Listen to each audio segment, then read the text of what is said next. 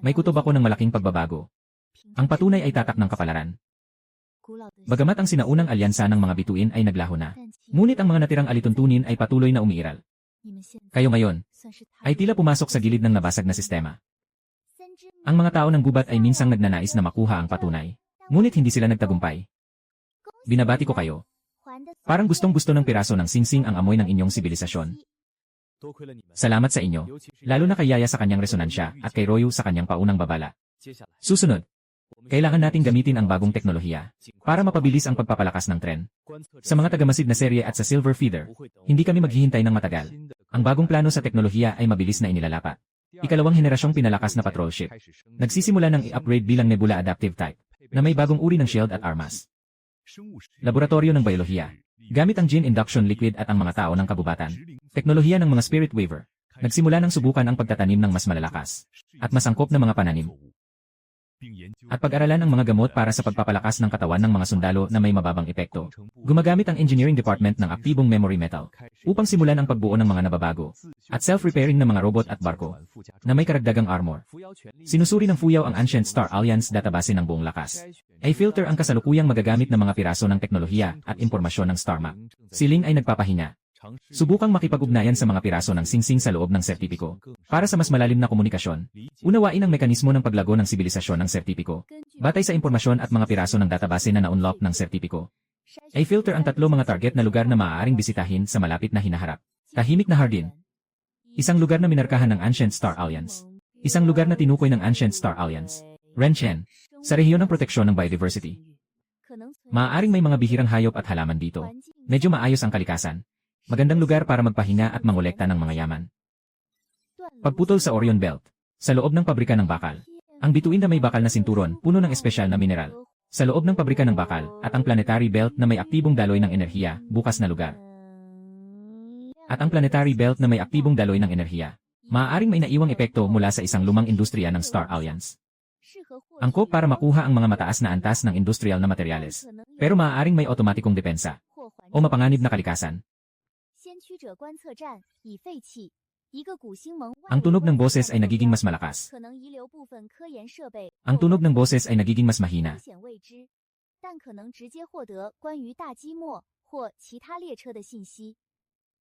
Lahat ng mga manlalakbay ng ulap. Mga manlalakbay ng ulap, kailangan natin ng mga yaman. Kailangan natin ng mga yaman, mga manlalakbay ng bituin. Kailangan din natin ng impormasyon, mga manlalakbay ng bituin. Kailangan din natin ng impormasyon. Pumunta muna sa tahimik na hardin upang makapagpahinga ang tren at mga tauhan. Sabay na sinusubukan ang bagong kagamitan. Yaman. Koleksyon ng mga biological na yaman. Garden ng kalma at katahimikan. 23.0, 27 yaman, garden ng kalma at katahimikan. Pagkatapos, depende sa sitwasyon, punta sa segment Star Belt o sa observation station. Pagset ng ruta.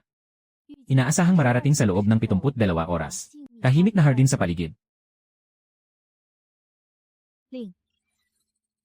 Patuloy na nagmumonitor ng mga mahihinang direksyonal na signal mula sa direksyon ng Illusion Nebula. Ang pinaghihinalaang mga tagamasid ay patuloy na sumusubok na subaybayan tayo. Ngunit naapektuhan ng nebula ng bagong teknolohiya ng proteksyon ng tren. Ngunit naapektuhan ng nebula ng bagong teknolohiya ng proteksyon ng tren. Hindi ito epektibo. Hayaan silang maghanap.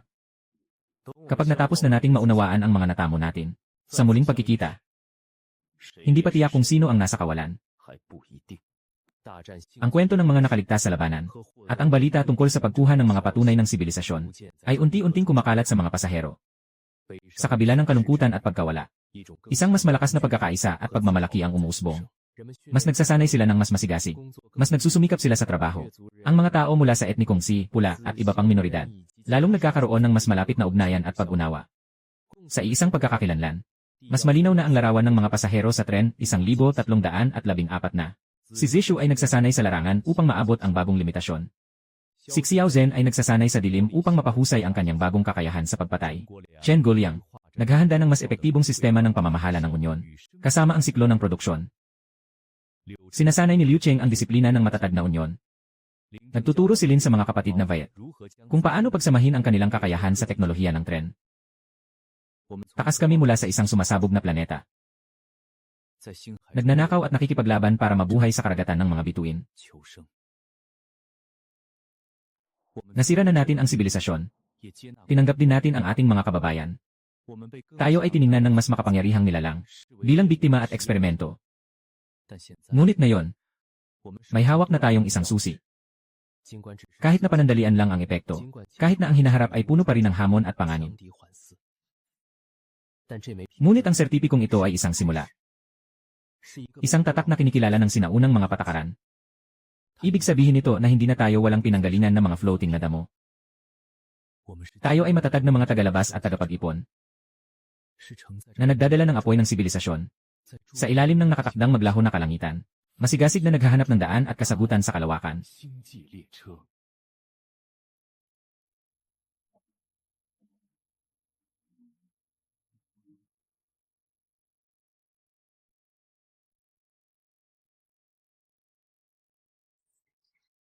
Dumating sa labas ng tahimik na hardin ng mga planeta. Kumpirmado ang katatagan ng bituin sa pagsusuri ng kapaligiran. Ang mababang komposisyon ng gas ng planeta ay angkop para sa buhay na nakabatay sa carbon. Walang natukoy na malawakang artipisyal na signal ng enerhiya o mga palatandaan ng teknolohikal na sibilisasyon. Napakaraming signal ng buhay. Ayon sa database ng Ancient Star Alliance, paglalarawan ng Biodiversity Reserve, napakatahimik at napakaganda. Sa halip na kababahala ito, ayon sa pamantayan ng lumang samahan ng mga bituin, dito dapat protektahan. Ipinagbabawal ang mapanirang pagmimina. Ngunit kasalukuyang nagaganap ang pagkawasak ng kalangitan. Maaaring magdala ng mga mananakop ang anumang yaman. Ganap na pag-scan, lalo na ang paghahanap ng mga posibleng naiwang obserbatoryo ng lumang samahan ng mga bituin, mga bakas ng beacon o ibang mga bisita.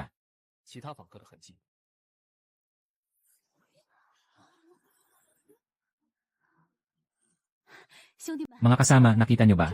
Dito talaga dapat tayo nandito. Handa na ba tayo maglanding? Baka makakuha tayo ng maraming magagandang bagay ngayon.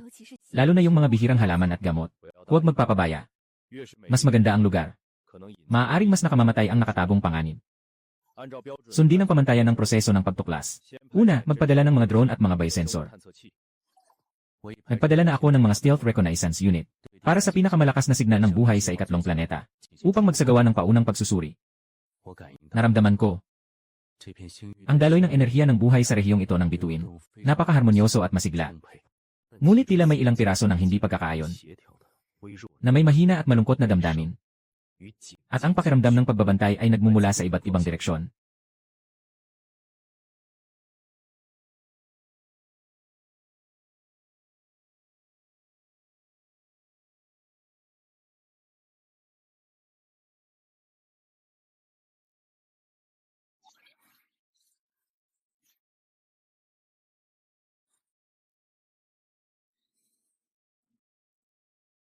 Natagpuan ng mga bakas ng aktibidad kamakailan.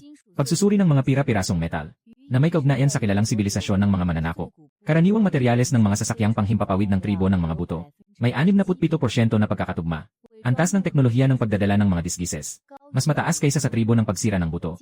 Malapit o umabot sa aming kasalukuyang antas. Tama nga, hindi mapayapa. Tribo ng pagsira ng buto. Mukhang hindi sila mabuti. Nebula. Yung nakatagong pasukan. Pasukan. Sino ang nagtayo nito? Nito. Pamanang mula sa sinaunang alyansa. Alyansa. O isang base ng ibang sibilisasyon. Magandang tago ang pasukan. Ngunit tila hindi matatag ang depensa. Malapit ang aking unit ng pagsisiyasat sa hindi pa na-trigger na alarma. Kailangan nating sumisid at mag-imbestiga. Ang mga bakas ng tribo ng biyak na buto. Kailangan itong asikasuhin.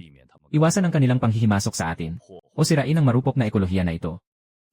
Inirekomenda ang paghahati ng mga puwersa. Isang grupo na humaharap sa banta ng mga tribo ng mga buto. Isang grupo nagsasaliksik sa misteryosong pasukan. Ang mga tribo ng mga buto ay iniiwan sa amin ng Agham na Unyon at ng Iron Blood Union ng Liu Cheng. Sakto lang para subukan ang bagong kagamitan. Siya sa atin ang pasukan. Maaaring kailanganin ang mas nakatago at mas sensitibong grupo. Maaari akong makipagtulungan kay Chairman Xiao. Pinapayagan. Zishu. Liu Cheng. Kayo ang mamumuno sa pinagsamang grupo. Linisin niyo ang mga bakas ng tribong Suigyu at tasahin ang antas ng kanilang banta. Kung kinakailangan, maaaring alisin ng kusa. Dalhin niyo ang elite na pangkat. Siya sa atin ang pasukan na yon. Ang pangunahing layunin ay ang pagsisid at pangangalap ng impormasyon. Iwasan ang labanan. Panatilihin ang mga tren at pangunahing puwersa sa bantay ng landas. Handang tumulong anumang oras. Nagmamadali silang pumunta sa direksyong iyon. Parang humahabol sa biktima. O, tumakas. Sundan mo sila. Panatilihin ang distansya. Alamin muna kung ano ang balak nila.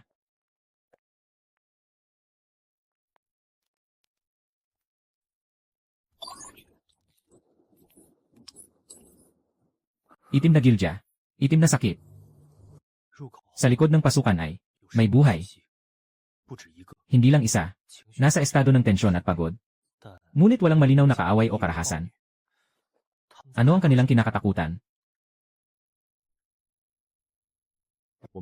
Nang maabutan namin sila, nakakita kami ng isang nakakapang-init ng dugo na tanawin. Mga higit sa 10 pangit na anyo. Mga mandaragit na ang balat ay parang mga piraso ng bato. Gamit ang enerhiya na armas at magaspang na mga kasangkapan. Walang habas na naguhukay at sumisira. Isang lugar na naglalabas ng malambing na liwanag. Mga elegante at pilak na bulaklak. Sa gitna ng mga taniman ng bulaklak, nakabaliktad ang ilang bangkay ng mga lokal na mabisang buhay. Sila nilang payat. May transparent na manipis na pakpak, kagaya ng mga engkanto sa alamat. Lahat ng kumikislap na bulaklak na ito ay kukunin ko. At pati yung mga maliliit na insekto na may pakpak. Saan sila nagtatago? Hanapin mo sila. Sabi nila, pwede nilang ibenta ang kanilang dugo ng malaking halaga. Mga kalaban na ito. Bumaril na. Walang natira. Biglang sumiklab ang laban. Bagamat mabagsik ang mga bone crusher, pero mas maayos ang kagamitan at disiplina namin. Sa ilalim ng bagong armas na ginagamit nila, mabilis silang natalo. Sa mga huling sandali habang sinusubukan ng ilang manginidnap na tumakas, sa paligid ng mga bulaklak, biglang may lumabas na ilang tumpak at manipis na sinag ng enerhiya, na agad silang pinatay. Pinagmulan ng sinag, ay ilang lokal na matalinong nilalang na bagong lumitaw. Hawak nila ang mga simpleng ngunit mahusay na enerhiya na busog at pana, na may takot at puot sa kanilang mga mukha. Yung mga survivor na parang mga duwende.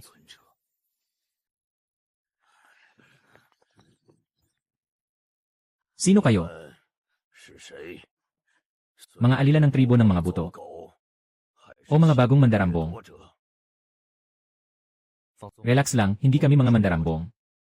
Galing kami sa tren numero 1314 na. Nagkakataon lang na dumaan dito. Sa labas, ang tribo ng mga buto. Nasa kamay na ng aming mga kasama. Kami ay may mga patunay. Wala kaming balak na saktan kayo. Naghahanap lamang kami ng mga yaman at kaalaman. At nag-aalis ng mga banta tulad ng mga tribo ng mga buto.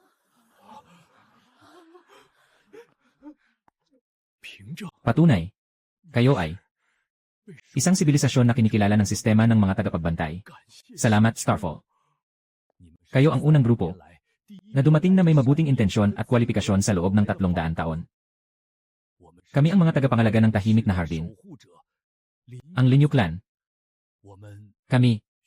Kailangan ng tulong. Natapos na ang pagsusuri sa komposisyon ng kaaway na fleet. Isang malaking armadong cargo ship. 8 medium attack ships. Tinatayang 20 maliliit na frigate at assault boats.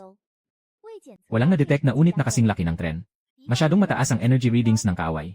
Maaaring may mga mataas na antas na individual. Mga extraordinaryo at psychics. Inaasahang makakasagupa sa loob ng 45 minuto. Inilunsad ang depensa ng tahimik na hardin sa Kura Garden. Unang yugto, orbital na intercept.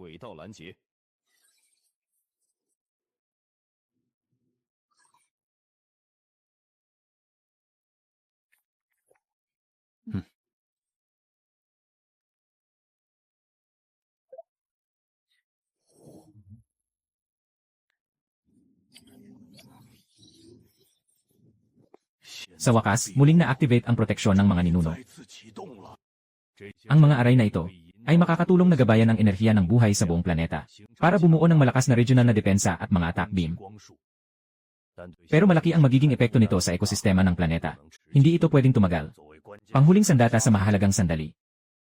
Bukod pa rito, inirerekomenda kong maglagay sa paligid ng ligtasan sa mahalagang daanan ng aming mga otomatikong depensa at mga ghost mine.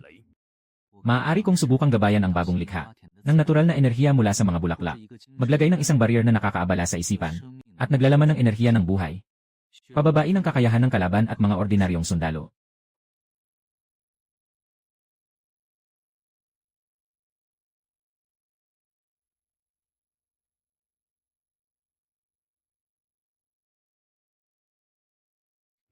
Lene, mukhang natalo ang mga basura sa tribo ng pusakal. Napaalarma pa ang maliit na daga dito. Pero, sa simpleng patibong na ito, gusto pa rin nilang pigilan ako. Lahat ng mga barkong pandigma magpaputok ng malaya. Linisin ang daanan. Ihanda ang landing capsule. Target. Pinakamalaking lugar ng senyales ng buhay, kanlungan. At mga patlang ng bituin at apoy. Sampu-sampung landing capsule na parang mga bulalakaw na bumabagtas sa atmosfera patungo sa itinalagang target. Karamihan sa mga ito ay na-intercept at nawasak ng mga anti-aircraft fire mula sa lupa at sa daang bakal. Ngunit higit sa 20 na mga landing pod ang matagumpay na lumapag sa gilid ng gubat at mga bulaklak. Bumukas ang pinto ng pod at lumabas ang mga mandirigma na nakasuot ng uniforme na may simbolo ng Nightshade na may armor. Sila ay mahusay na nakapag-ayos at sinanay. Hindi kailanman maihahambing sa mga kalat-kalat na tao sa tribo ng mga nabali ang mga ito. Kasabay nito, bumaba rin ang ilang magagaan na armadong mga robot. Para sa walang hanggang kabataan at lakas. Patayin ang mga insekto na may mahahabang pakpak. Kolektahin ang lahat ng ginto at pilak na bulaklak. Huwag mag-atubiling pumatay sa mga sumasalungat. Ipakita sa kanila kung ano ang tunay na laban sa sariling teritoryo. Buksan ang mga bitad. Nakaayos na ang mga otomatikong kanyon sa gubat. Mga bomba ng stick, at mga ligaw na higanteng halaman na pinangunahan ng mga mandirigma ng Rain Tribe, tulad ng mga carnivorous na bulaklak at thorn vines, ay sabay-sabay na umatake, na nagdulot ng malaking pinsala sa mga umuusbong na mercenary. Crossfire. Huwag hayaan silang makalapit sa gitna ng mga bulaklak. Mga kapatid na Lingzeng, nasa iyo na ang bahala. Nakatayo si Lingzeng sa gitna ng mga bulaklak. Ang marka sa kanyang noo ay sumasalamin sa isang gintong at pilak na core ng bulaklak na hawak niya. Ang malabnaw na pilak na ulap ng liwanag ay kumakalat mula sa kanya bilang sentro.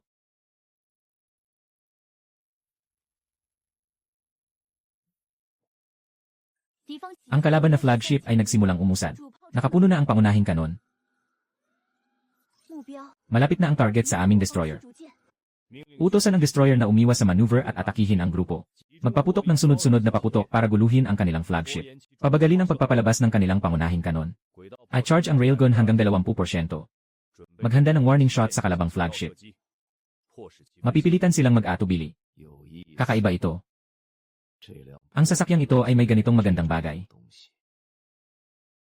Mukhang hindi lang tayo makakakuha ng Linyuzu at Xinyianhua, kundi makakakuha rin tayo ng karagdagang yaman sa teknolohiya. Iutos ang pagpapalabas ng swarm drones. Guluhin ang mga maliit na barko ng kalaban.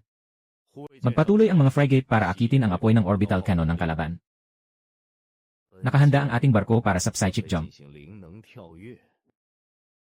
Diretso tayong papasok sa mababang orbit ng planeta.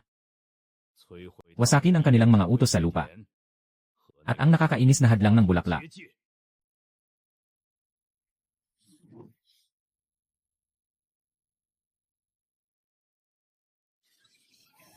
Nakatukoy ng mataas na antas ng espiritual na enerhiya. Nakapagtagumpay na ang kaaway na flagship sa panlabas na depensa. Ano? Agad na ayusin ang orbital cannon. Itutok ang target sa kaaway na flagship. Lahat ng unit sa lupa, maghanda para sa orbital bombardment. Mababang mga tagapaghimagsik. Tremble sa harap ng tunay na kapangyarihan. Ang harding ito ay akin na. Hindi ko siya papayagang sirain ito.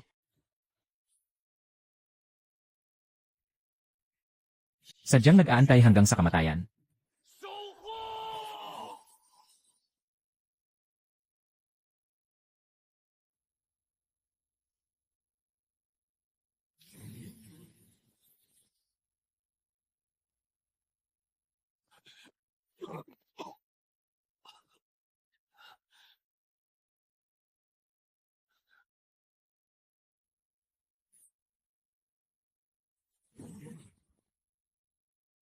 Oh, mayroon palang mga espiritista na kayang pansamantalang pigilan ang mga kanyon ng barko.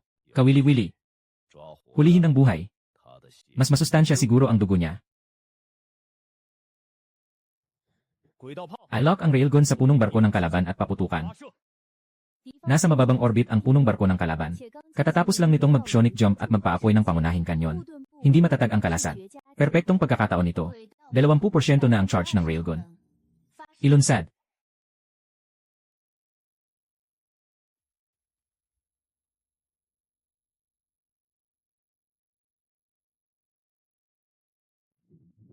Nasugatan ang flagship. Agad na nalugmok ang fleet ng Shilinghua sa kabuluhan. Sinamantala ng Mobile Strike Group ni Xiao at ng Orbital Defense Fleet ang pagkakataon para umatake ng malakas. At muling winasak ang ilang kaaway na barko. Mag-urong. Iutos sa lahat ng unit na lumapit sa flagship. Maghanda para sa emergency na pagtalon. Ang mga tropa sa loob ay kanya-kanyang laban. Pigilin sila. Ang natitirang mga barkong pandigma ng Shilinghua nagmadaling lumapit sa nasirang punong barko, kasabay ng pagpapakawala ng maraming smoke bomb at panggulong granada. Sinusubukang magkubli. Tatakas na ang kalaban. Huwag silang palampasin. Maghiganti para sa kapatid na si Ling Zeng at sa mga pumanaw na kasama.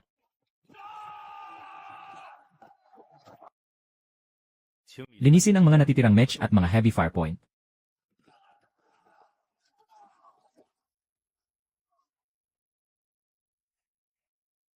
Susundan ba natin sila? Nasira na ang kanilang flagship. Maaari nating subukang humabol. Huwag habulin ang mga desperado. Iwasan ang mga naguguluhang sitwasyon. Unahin ang pagliligtas sa mga nasugatan. Panatilihin ang matibay na depensa. Linisin ang larangan ng labanan. Bukod dito, sukatin. Itala ang kanilang mga landas ng pagtalon at mga katangian ng enerhiya. Lalo na yung mga teknolohiya ng pagtalon gamit ang espiritu. Malinaw na ang kalaban ay nakatapos na ng pagtalon at nakatakas mula sa ating star system. Naitala na ang landas. Sa pagsusuri ng katangian ng enerhiya. Malaki ang kaibahan sa kilalang paraan ng paggamit ng espiritu.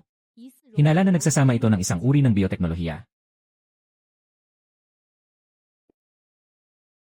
Siya ay labis na nasira ang katawan at kaluluwa. Halos walang epekto ang karaniwang paggamot. Gamitin ang pinakamahusay na gamot.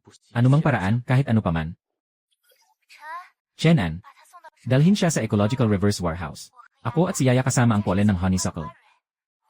Marahil ay makakapagbigay tayo ng buhay na enerhiya upang ayusin ang kanyang pinsala. Ngunit kailangan ng napakaraming purong buhay na enerhiya. Gamitin ang honeysuckle. Kahit gaano karami ay pwede. Ginawa niya ito para protektahan ang hardin at ang aking mga tao. Kakapinsala lang.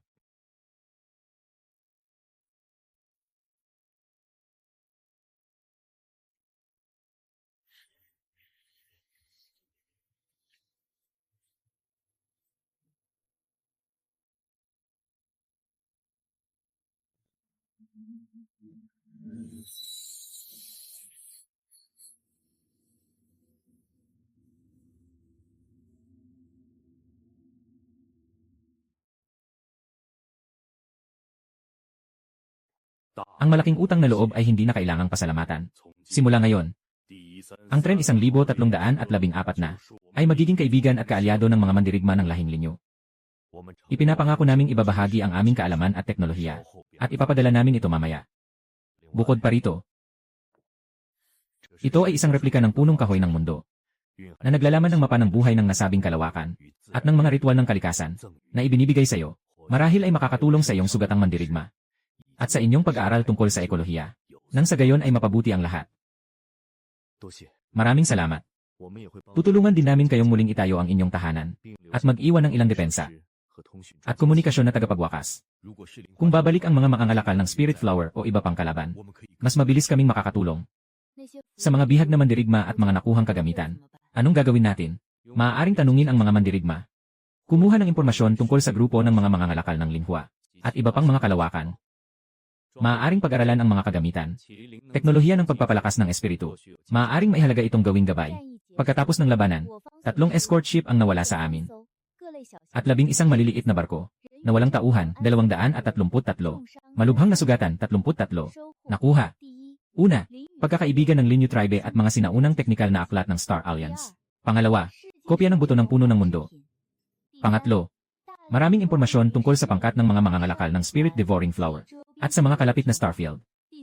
Ika-4, mga sample ng teknolohiya ng kalasad at biolohikal na espiritu ng kalaban sa pagtalon. Mga labi. Ika-5, nasubok ang bagong kagamitan sa aktwal na laban at sa mode ng pakikipaglaban kasama ang maraming sibilisasyon. Malaki ang pagkawala. Ngunit sulit ito. Nakuha natin ang mahalagang bioteknolohiya at mga kaalyado. Si Ling Zeng din. Tiyak na gaganda ang kalagayan. Susunod na hakbang. Pumunta sa Duanlu Asteroid Belt ayon sa orihinal na plano. Kailangan natin ng mas maraming mineral at pang-industriyang yaman para may proseso ang teknolohiyang nakuha natin at makagawa ng mas makapangyarihang armas. Kumpol ng mga mangukit ng espiritu. Itong galit. Itatala ko ito.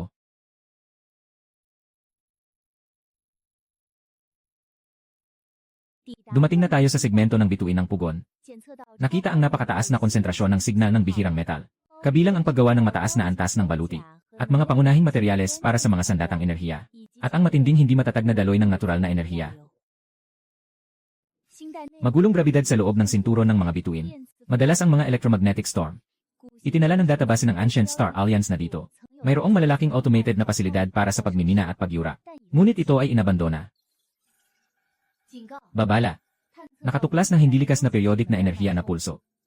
Pinaghihinala ang natitirang pasilidad. Patuloy na umaandar sa ilang bahagi. O maaaring may iba pang aktibong unit.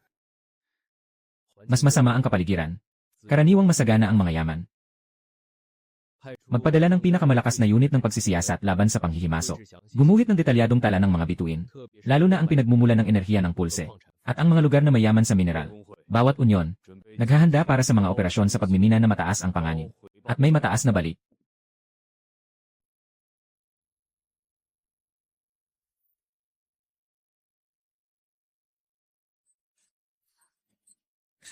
Napakataas ng puri. Ngayon lang ito nangyari. Huwag maging kampante. Masyadong tahimik dito, hindi ito normal. Mag-ingat sa pagbabago ng enerhiya.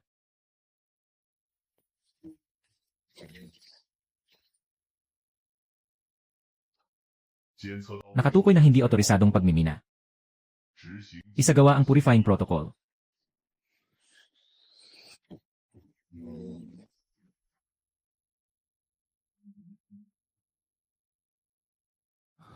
May mahina at mekanikal na kamalayan na gumagalaw sa loob. Ngunit puno ito ng mga pagkakamali at katigasan ng ulo. Isinasagawa niya ang huling utos ng pagbuo. Ngunit kulang ang materyales. Hindi matatag ang enerhiya. Napakadelikado. Maari bang makipag-ugnayan o makahanap ng paraan upang isara o ligtas na makapasok?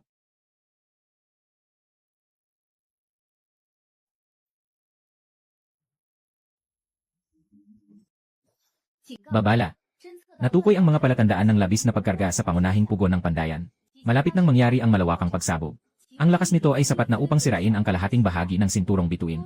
Maraming pagkakataon na inatake ng otomatikong sistema ng depensa ng lumang bituin. Malapit nang sumabog ang pabrika ng paghuhulmano. 7. Inirekomenda ang agarang paglikas ng lahat ng unit. Utusan ang lahat ng mga unit sa pagmimina at pagsisiyasat. Patunay ng mas mababang sibilisasyon, utusan ang lahat ng mga unit sa pagmimina at pagsisiyasat. Patunay ng mas mababang sibilisasyon, lumikas sa pinakamabilis na paraan sa ligtas na distansya. I-charge ang pangunahing kanyon ng Hunter sa 30%. Pangunahing lugar ng ikapitong pabrika ng paghuhulma. Hindi natin pwedeng hayaang sumabog ito, dahil maaaring masira ang mga yaman sa buong bituin na ito. Subukan nating magpadala ng utos para huminto gamit ang sertipiko. Sertipiko ng mababang sibilisasyon. Tumigil na, walang saysay ang sariling pagkasira. Kailangan namin ng tulong. At maaari rin kaming tumulong sa iyo.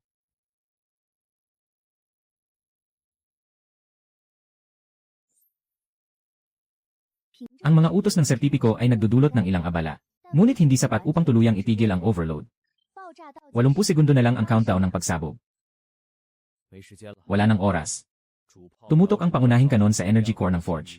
Sa koneksyon nito sa smelter hub, kalkulahin ang pinakamainam na punto ng sira. Para ma-overload ito, pagpapahayag ng panganib ng enerhiya, hindi isang pagsabog. Tapos na ang pagkalkula. Nakatutok ang target, ilunsad.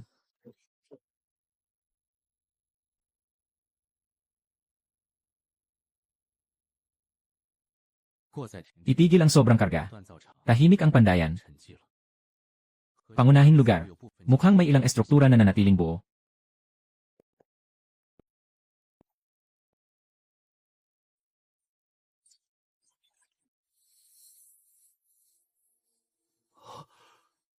Sapat na ang mga material na ito para makapagpatayo tayo ng isang maliit na fleet.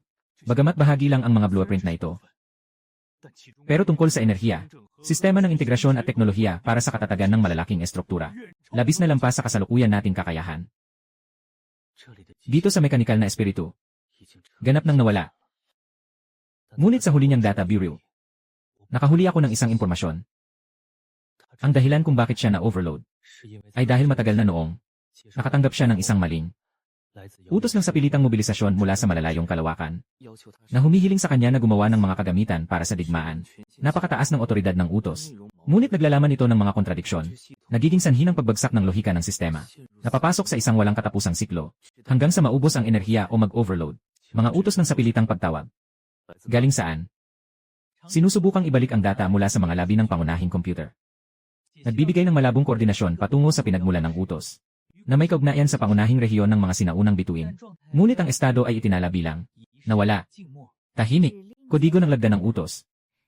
Antas ng pahintulot ay kagyat na estado ng mataas na konseho. Ang pagkuha ng yaman ay umabot sa 180% ng inaasahang layunin. Ang halaga ng pamana ng ikapitong pabrika ng paghuhulma ay hindi matutumbasan. Susunod na hakbang ayon sa plano. Pumunta sa inabandunang obserbatoryo ng mga tagapanguna. Nakuha ang mga yaman at teknolohiyang pang-industriya. Susunod. Panahon na para hanapin ang katotohanan. Ang utos ng emerhensya ng pinakamataas na konseho at ang mga lihim na maaaring nakatago sa obserbatoryo ay maaaring magturo sa atin na mas malapit sa mga bituin. Sagot sa pagkalipol at pinagmulan ng tren.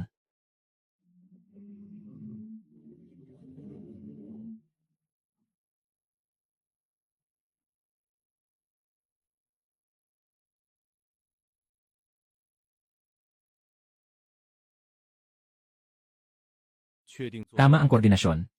Walang mali sa koordinasyon. Simulan ang mataas na katumpakan na espasyo na pagsisiyasat, kasama ang pagtuklas ng gravitational waves. Natagpuan ang anomalya. May isang napakahina sa 3 milyong kilometro sa unahan. Naganap na tumutugma sa background na espasyo.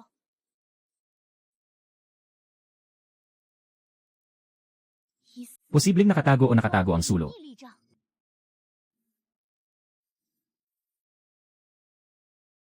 Kumpirmahin ang target. Observation point ng Pioneers. Buo ang itsura. Ngunit walang anumang enerhiya o ilaw na signal.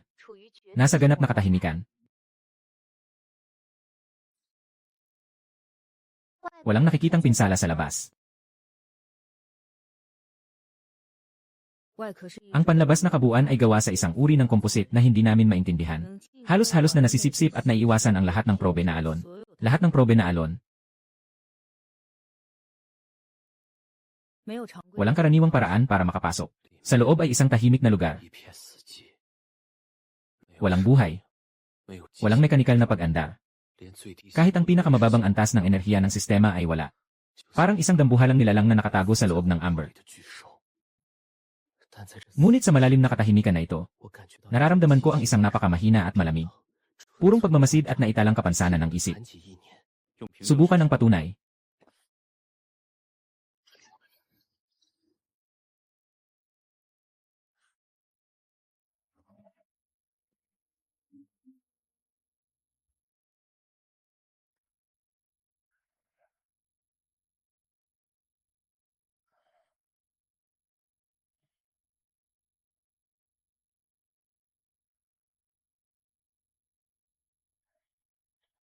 Ang estruktura ng gusali ay tumutugma sa estilo ng lumang bituin na alyansa, ngunit mas advanced at nakatuon. Lahat ng sistema ay nasa malalim na pagtulog. Ang sentro ng enerhiya ay tila aktibong isinara o inalis.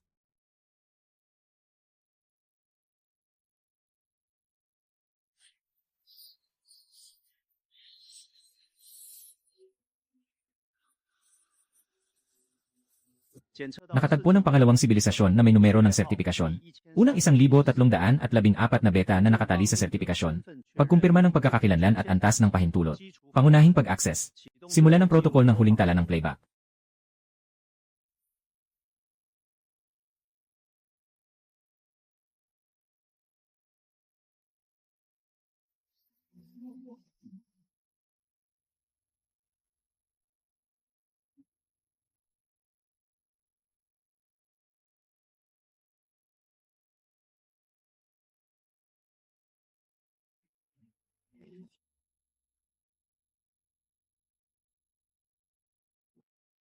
Natapos ang tala ng obserbasyon sa pamantayang kalendaryo. Hindi maibalik ng isang taon. Malaking paglipol sa ika-731 na alon ng unahan. Naiwasan na ang babala ng obserbasyon na ito. Ayon sa huling utos ng pinakamataas na konseho, isinasagawa ng obserbasyon ang tahimik na protocol. Isara ang lahat ng aktibong sistema. Pumasok sa permanenteng tahimik na estado. Panatilihin lamang ang pangunahing database at automatikong protocol. Maghintay. Mga karapat-dapat na tagapagmana. Nagtala siya ng pagkalipol. At marami pang mga tren. Walang kasunduan. Para hindi maubos. O para hindi matuklasan ng ibang bagay. Fuyu. Agad na subukan ang pag-download ng pangunahing database.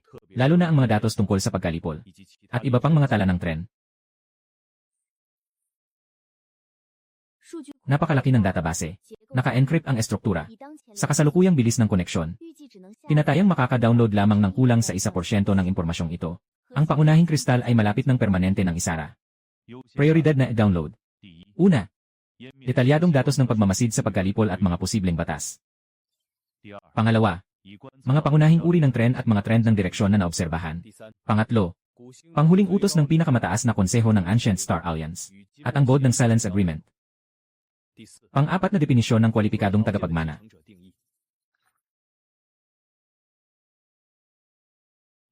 Ang pagkalipol ay hindi pantay na umuusad. Sa ilang mga lugar, maaaring pabilisin o lumikha ng salot. Ang direksyon ng tren ay tila bahagyang tumuturo sa ilang mga karaniwang malalayong punto ng pagsasama.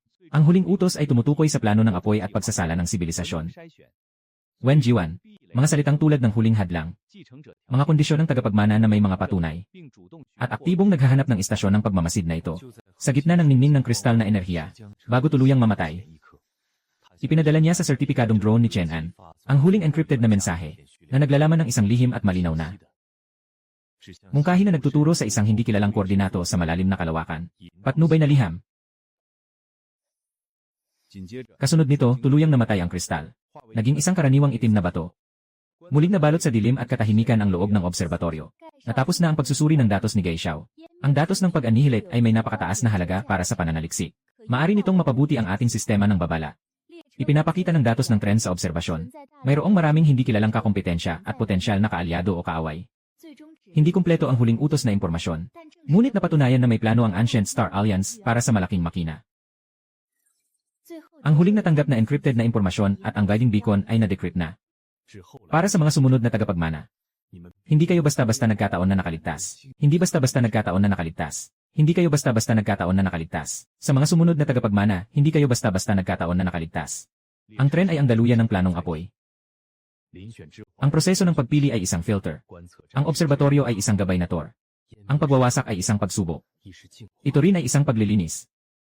Ang tunay na destinasyon, nakatago sa dagat ng mga bituin pagkatapos ng isang pagkalasing, ay activate ang patunay, sundan ang signal, tumawid sa makapal na ulap ng pasilyo, dumating sa lugar ng simula. Doon ay may tungkol sa pinagmulan at wakas. At ang unang at huling sagot sa pakikibaka laban sa wakas. Naway huwag kailanman mamatay ang apoy ng sibilisasyon. Mystic Corridor.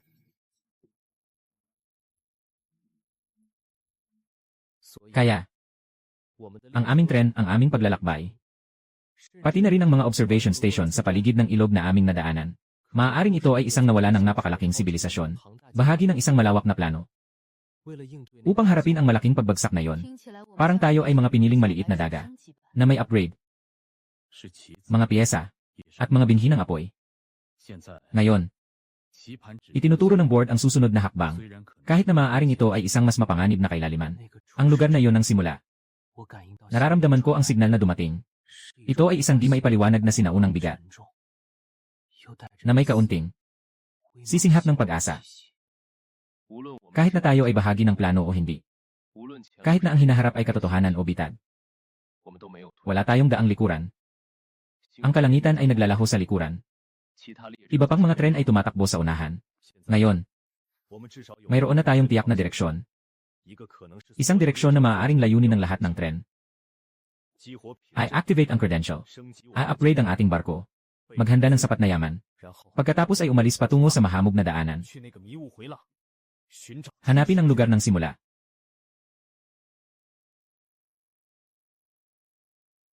Natapos ang pagsusuri ng beacon. Tunay na ito ay isang coordinate na may direksyon. Ayon sa huling impormasyon ng obserbatoryo at mga pahiwatig mula sa pagsasanib ng mga ebidensya, kailangan ng partikular na dalas upang i-activate ang pangalawang sibilisasyon na sertipiko, upang mabuksan, o upang matatag na makapasok sa pansamantalang daanan ng mistulang koridor. Inaasahang hindi matatag ang daanan. May posibilidad na maistorbo o mawarping, o makatagpo ng panganib mula sa hindi kilalang nilalang. Ano ang mga kinakailangan upang i-activate ang sertipiko? Nakatukoy ang sertipiko sa enerhiya ng tren. Ang pagsasama ng core energy at volt ay tumataas. Ngunit tila kailangan pa ng isang uri ng pampasigla. Maraming dalisay na enerhiyang espiritual na nagkakaisa upang gayahin ang kolektibong kalooban ng sibilisasyong namumula na tumutugon sa sexual na target. Maaaring subukan ko ito. Gamit ang kakayahan ng nag-aalay bilang tulay upang gabayan ang pag-asa at paniniwala sa kaligtasan ng lahat ng pasahero. Ang kalooban at patunay ay umaayon. Ngunit kailangan ang lahat ng pangunahing miyembro. Lalo na ikaw, tagapagsanay.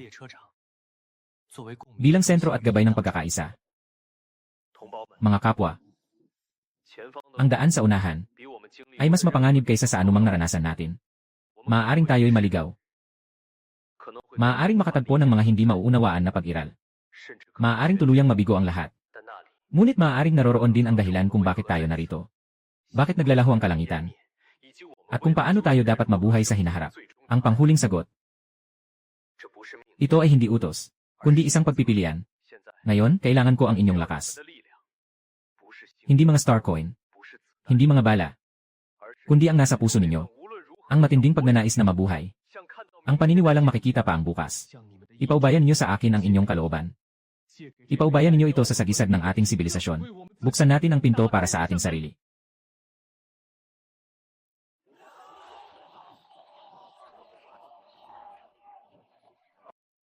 Ang marka sa noo ni Ling Zeng at ang sertipikong hawak ni Chen An.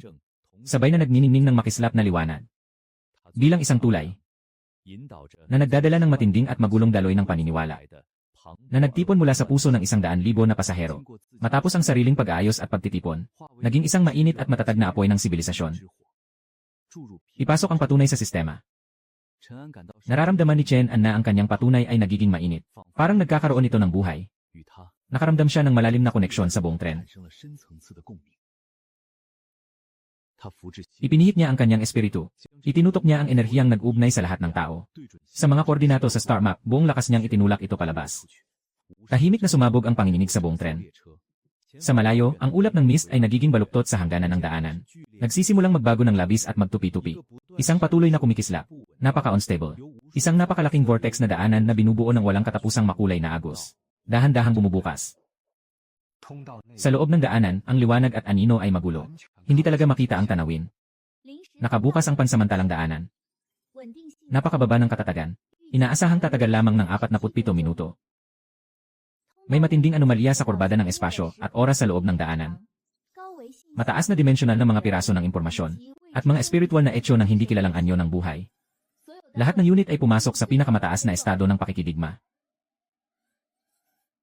Inirerekomendang bumuo ng masikip na pormasyon. Tumawid gamit ang tren bilang sentro. Wala nang daang balikan. Lahat ng barko, makinig. Gamitin ang tren bilang panguna.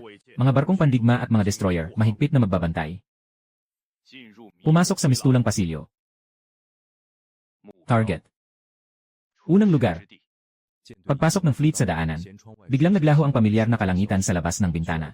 Ang pumalit ay isang kakaibang tanawin na hindi maipaliwanag ng salita. Ang kulay ay hindi na kulay. Patuloy na nagkakahiwa-hiwalay at muling nabubuo ang mga hugis. Naging magulo ang pakiramdam ng oras. Para bang ang espasyo ay kusang nagkikibot at humahaba. Puno ng mga bulong-bulungan sa tainga o sa isipan. Mga hikbi at tawanan. At mga malalaking etyo na walang kahulugan. Patuloy na sumasabog ang mga kakaibang spark sa mga shield ng mga barko. Madalas na nagkakamali ang sistema. Ang komunikasyon ay putol-putol, tanging sa pamamagitan ng pisikal na koneksyon. At sobrang malapit na laser communication. Nahihirapan na magpatuloy. Maraming pasahero ang nakakaranas ng pagkahilo at pagkasuka. Mga delusyon at iba pang masamang reaksyon. Ang mga mahihina ang loob ay nagsisimulang magbigay ng mga babala ng walang kapararakan. Panganib ng mataas na impormasyon.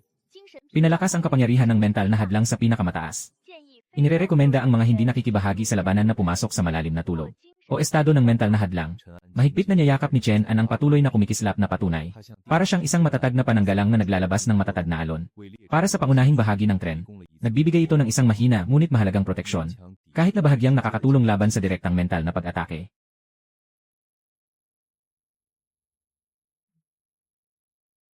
Na-detect ang pisikal na banta. Pagsubok sa pagbabaril.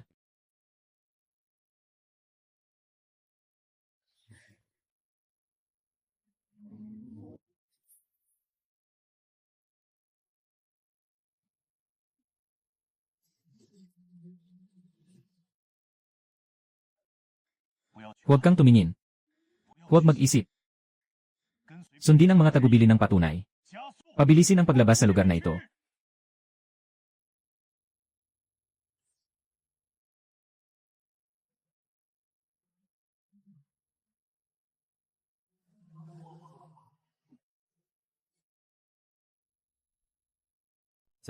Sa gitna ng kakaibang alon, biglang lumitaw ang isang napakalaking, mga labi ng isang antigong tren na tanso. Nakasabit ito sa mga kulungan ng daanan. Matagal nang nawalan ng lakas. Ang balat ay puno ng mga peklat at kakaibang mga bakas ng kalawang. Ngunit kitang-kita pa rin ang dati nitong kasikatan. Mas nakakatakot pa ay maraming nakalutang na mga katawan ng pasahero sa paligid ng mga labi na naging usok o kristal na. Ang tren ay puno ng kawalan ng pag-asa at pagtanggi. Matagal na silang nawala dito. Sa huli, nalamon sila ng ulap ng kalungkutan. Mag-ingat. Dito ay naglalakad ang kanilang huling galit. Parang upang patunayan ang kanyang mga salita. Mula sa mga labi ay lumutang ang maraming kalahating malinaw na mga espiritu na may baluktot na mukha na naglalabas ng tahimik na pag-iyak. Patungo sa tren na may bilang 1,314 na. Dala nila ang espiritual na polusyon. Mas malala kaysa sa mga anino dati.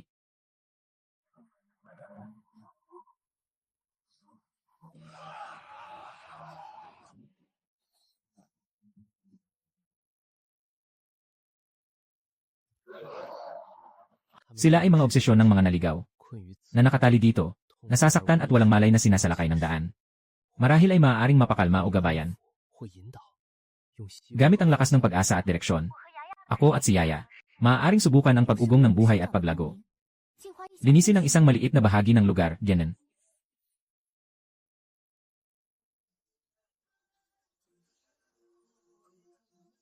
Isang espiritu na puno ng galit.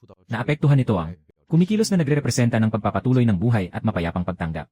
Nagkaroon ng kakaibang pagbabago. Ang marahas na galaw ng ilang espiritu ay bumaba. Ang pinal na mukha ay nagmukhang may sandaling pagkalito. At pagkatapos ay hindi na sila umatake. Kundi ay parang may humihila sa atin. Habang umiikot ng dahan-dahan sa paligid ng enerhiyang iyon. Sa huli, nagiging mga bituin na may kasamang pakiramdam ng kalayaan. Na naglalaho sa kalangitan. Nakapagbuo ng isang makipot na daan. Ito na yun. Lahat ng barko ay dumaan sa linya ng paglilinis. Huwag tumigil. Nahihirapan ang fleet na dumaan sa mga puwang ng pugad ng mga espiritu. Lumapit sa mga guho ng nawawalang tren. Sa malapit na tanaw, makikita ang nasirang pinto. Dahang nakikita ang isang tinutubuan na ng kalawang nabo. Nakatulad ng estilo ng core ng tren na 1,334. Ngunit mas luma.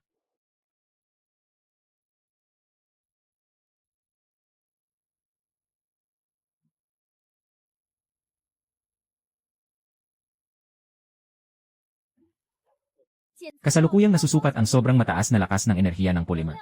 Hindi masukat ang bilang. Ito ay patungkol sa mga labi ng naligaw na tren at sa mga alon ng ulap na batas.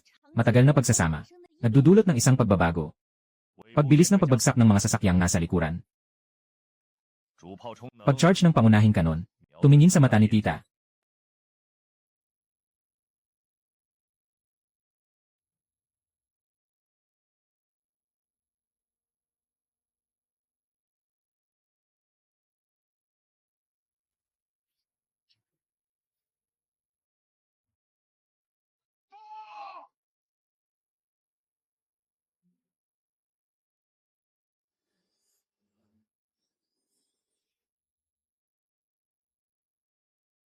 Kilalanin ang mga pinagmulan ng mga nasirang fire seed ng Ancient Star Alliance.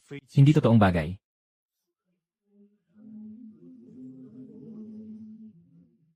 Matapos ang mga pagsasakripisyo at ang pagkawala ng ilang maliliit na barko. Sa wakas ay nakalabas ang flotilya mula sa pinakamagulong lugar. Ang kulay ng ulap sa unahan ay nagsimulang maging simple, na nagpakita ng isang mapurol na kulay abong puti. Ang daanan ay tila nagiging matatag. Ang pakiramdam ng patunay ay umabot sa rurok. Sa dulo ng maputlang ulap ay may isang hangganan.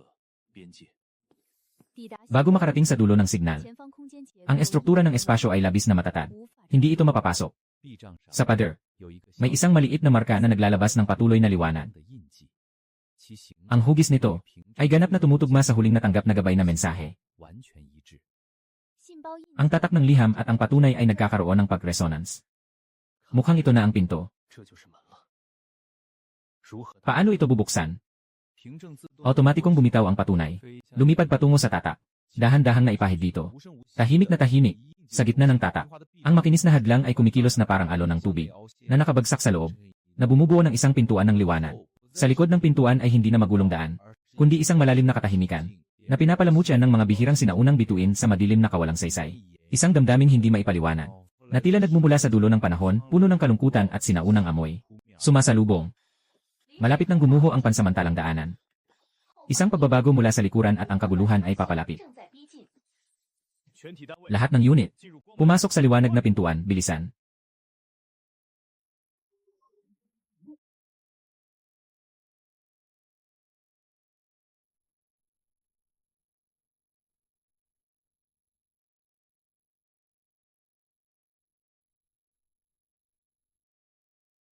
Nakarating sa hindi kilalang koordinadong espasyo, hindi maparse ang mga parameter. Nasa unahan ang napakalaking guho ng estruktura. Nakatuklas ng signal mula sa napakaraming labi ng tren. Mga labi ng digmaan ng sibilisasyon. At mahina. Mula sa gitna ng mga guho. Mga aktibong signal ng pagkilala mula sa puting bulwagan. Ang nilalaman ng signal ay bumabati sa pagdating ng apoy. Ito ang simula ng 10,000. Ang walang hanggan ng katapusan. Maari rin itong tawaging lugar ng simula.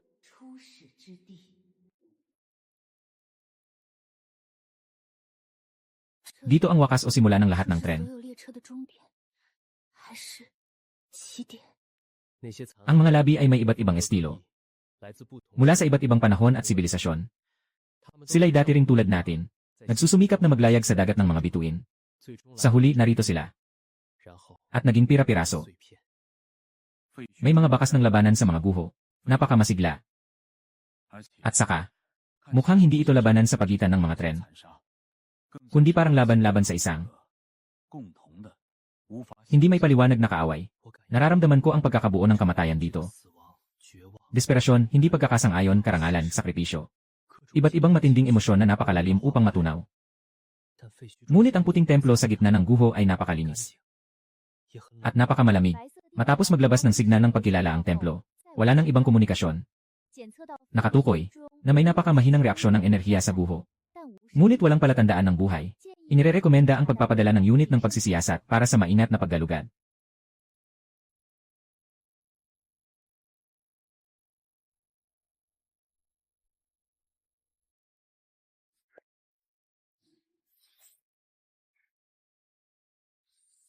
Patunay ng sibilisasyong antas 4,1314 na proseso na ang verification ng TOR na ito. Selyo ng sibilisasyon, matatag na mga tagalayo at kolektor. Sa rating ng potensyal, nasa estado ng abnormal na daan ang narating. May daladalang ulap pabalik.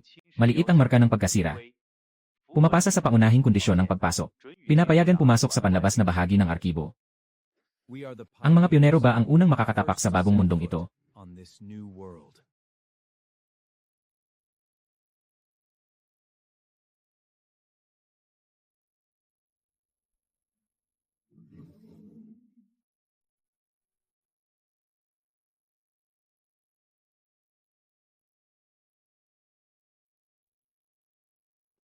Dito nakatala mula ng maisakatuparan ang Fireseed Project ng Ancient Star Alliance. Lahat ng nakatala na impormasyon tungkol sa mga sibilisasyong may Fireseed.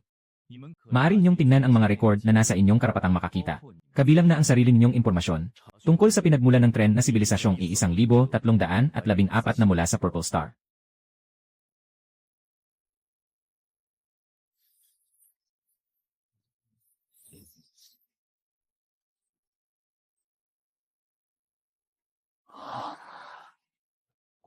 Mga record ng obserbasyon mula sa mababang antas na protocol ng Fireseed Project, kasama ang mga tagatala na nakakalat sa iba't ibang node, tulad ng obserbasyon ng singsing ng pagpili.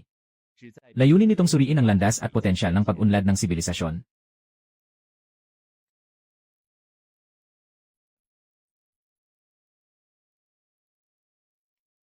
Tingnan mo ang mga tagalulo ng Central Exchange na ito.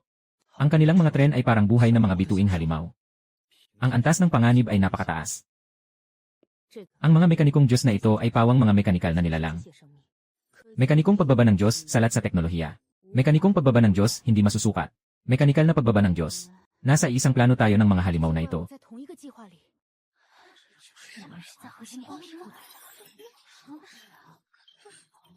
Nawalan ng kapangyarihan.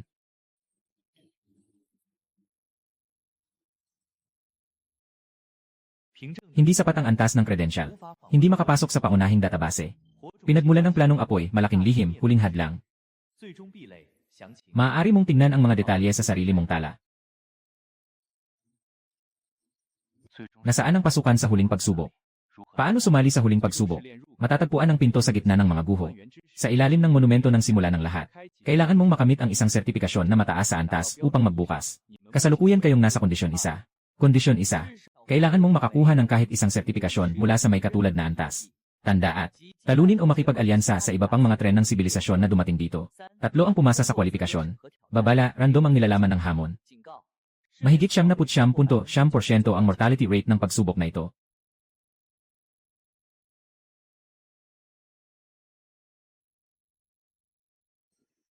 Na-detect ang mataas na intensity ng signal ng space jump. 3 hindi kilalang tren ang sabay na dumating sa labas ng panimulang lugar. Ang isa sa mga ito ay may 72% na tugma sa energy signature. Ito ang Silver Universe. Nakikipaglaban sila sa isa pang tren na kakarating lang. Na pinaghihinalaang may istilong mula sa Observer Series. Nagaganap ang labanan. Ang ikatlong tren ay nanonood lang sa sitwasyon. Hindi pa matukoy ang pagkakakilanlan.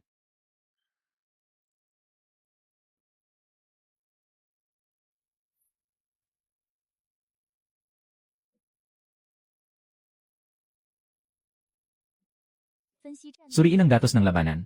Pinaghihinalaang nakakuha ang Silver Feather ng bagong teknolohiyang Psionic Thread. Malaki ang itinaas ng kanilang lakas. Malinaw na mas mataas ang teknolohiya ng Observer Sequence Train. Taktikal na malamig at epektibo. Ang ikatlong hindi kilalang tren ay may nakatago na energy reading. Napakalaki ng karbon. Maaaring napakataas ng depensa. Lahat sila ay nakakuha na ng patunay. At alam na nila ang mga patakaran ng huling pagsubok. Mukhang ito na ang pagkilala sa mga may hawak ng patunay. Kailangan nating makipag-alyansa. O kaya'y talunin. Hindi tayo pwedeng umupo at manood ng laban. Ang Silver Feather ang may pinakamalalim na galit sa atin. Tinuturing tayo ng observer sequence na mga eksperimento. Wala sa kanila ang maaaring maging kaalyado. Yung tahimik na ikatlong tren. May nararamdaman ba si Lin Zeng? Ang tren na gawa sa bato. Ang kalooban ay matatag at matibay tulad ng lupa. Ngunit tila may malalim na kalungkutan sa loob. At isang obsesyon sa pagprotekta. Walang kasakiman ng Silver Feather. At walang malamig na pag-ugali ng mga tagamasid. Ngunit ito ay napakasarado. Mahirap lapitan. Kami ang pinakamahina. Hindi dapat unang sumali sa gulo. Inirerekomenda na magtiwala sa ligtas na lugar malapit sa puting templo. Parang may ilang patakaran na nagpoprotekta dito. Maghintay na lang sa gilid. Mangolekta ng impormasyon. Sabay subukan makipag-ugnayan sa ikatlong tren. Nababahala ako na baka maapektuhan ang puting templo sa gulo. O maaaring mag-trigger ng ilang panganib sa mga guho. At ang pagsusuri ng kwalifikasyon ay maaaring matrigger anumang oras. Kailangan nating manatiling nasa pinakamainam na kondisyon. Yung salbahe ng Silver Feather. Kailangan nating makahanap ng pagkakataon para tapusin siya. Buksan ang pinakamalawak na saklaw ng tahimik na pagsubok. Kolektahin ang lahat ng impormasyon ng tatlong tren. Subukan ni Luoyuy na gumamit ng natural na espiritual na enerhiya. Makipag-ugnayan sa batong tren. Sa pinakamahinahon at walang masamang intensyon. Patuloy na sinubukan ni Ling Zeng na makuha ang impormasyon ng sentro ng guho at pagsusuri ng kwalifikasyon.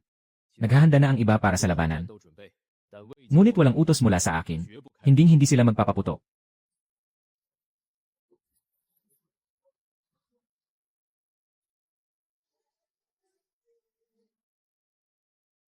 Target, pilak na bituin. Pagbabago ng espiritu ng sample. Nakumpleto na ang pagkuha ng datos. Muling sinusuri ang antas ng banta. Isagawa ang proseso ng pagkuha ng sample.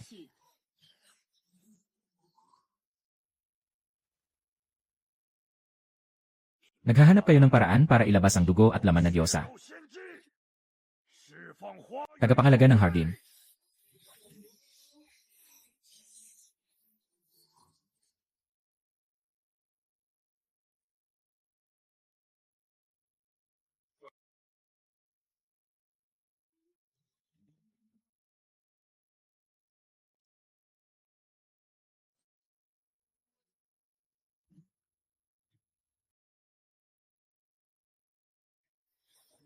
Itong tarantado. Inilagay niya ang mga pasahero sa kanyang tren. Lahat ay itinuring na gasolina at armas. Na-detect ang mataas na enerhiya ng buhay at reaksyon sa kaluluwa.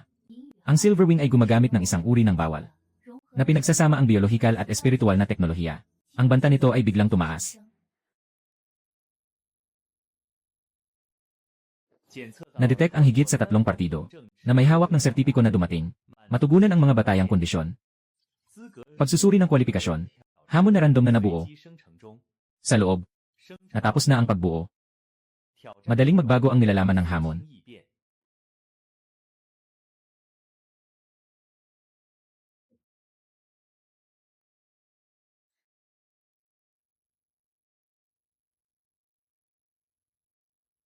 mag-survive sa alon ng pagbabago, at makarating sa pundasyon ng monumento ng simula ng mga ruinas. Ang tatlong panig na maagang dumating at may wastong mga patunay, ay magkakaroon ng prioridad na makapasok sa huling pagsubok. Ang mga nabigo o ang mga patunay na nakuha o nasira ay aalisin. Nagsisimula na ang hamon.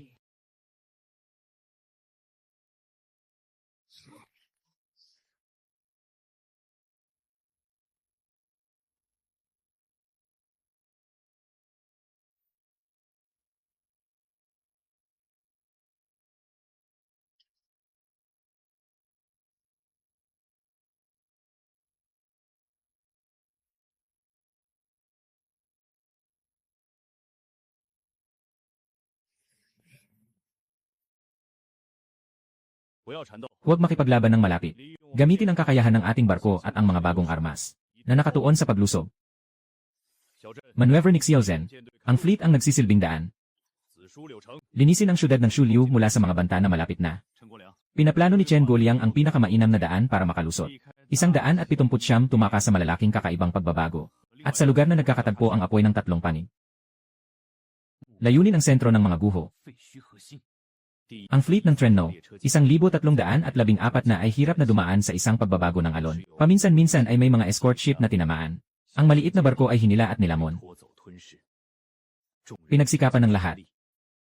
Muling sinubukan ni Lin Zeng, gabayan ang kamatayan at destruction sa labanan. Ang iniisip ay nagiging pansamantalang mahina na pagpapalakas sa sarili. Ngunit napakabigat ng pasanin. Si Luyu at Yaya ay naglalabas ng enerhiya mula sa malayo. Pinapakalma ang mga kalaban na nagbago. Napakababa ng epekto. Sila ay tila kontrolado ng mas mataas na kalooban at ginagamot ang mga sugatang tao.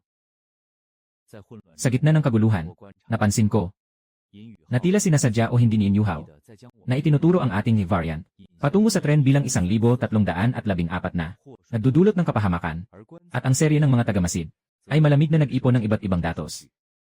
Kabilang ang impormasyon sa labanan ng isang variant at mga tren. Ang mga batong tren ay patuloy na sumusunod sa kanilang landas. Matatag at tiyak. Sa unahan ng bangin, nandoon ang napakalaking simula ng Wanyuan. Ang pundasyon ng monumento, malinaw na nakikita. Ngunit ang labasan ng bangin ay nahaharangan ng isang napakalaki, na tila binuo mula sa mga guho ng maraming tren, na parang isang bundok na higanteng pagbabago. Siya ay tila tagapangalaga ng bangin, na naglalabas ng nakababahalang pakiramdam ng pang-aapi. Kasabay ng tren ng Silver Feather at tren ng Observer Sequence, na pumasok mula sa dalawang ibang direksyon sa Eden Nest. Nakarating sa dalawang iba pang pasukan ng kanyon. Tatlong tren na nakaposisyon sa isang tatsulok. Nakatapat sa harap ng dambuhalang Eden na bagay. Medyo mas mabagal yung tren na gawa sa bato. Nasa likod pa rin. Dahan-dahang humarap ang dambuhalang Eden na bagay. Sumilay ang mapula nitong mga mata sa tatlong tren. Nagsusumigaw ng walang tunog. Ang labanan para sa huling tiket sa pagsubok ay nasa harapan na. At ang huling pagsubok para sa kwalifikasyon ay tila kung paano malampasan ang tagapangalaga na ito. O kung paano makapagpasa sa ilalim ng matinding pagmamasid ng dalawang panig. Makauna sa kanila.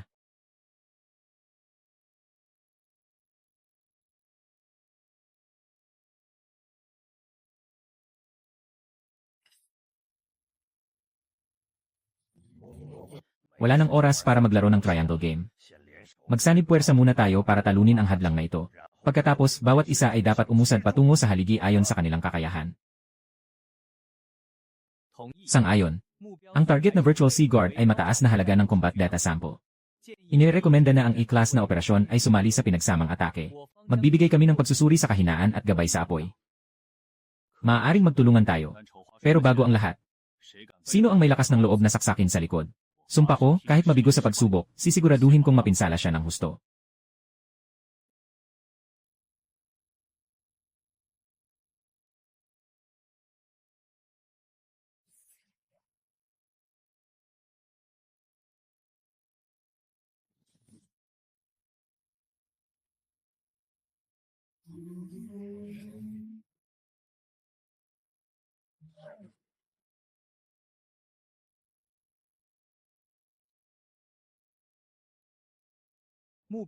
Ang target na shield energy node ay nasa ikatlong kasukasuan ng kaliwang braso.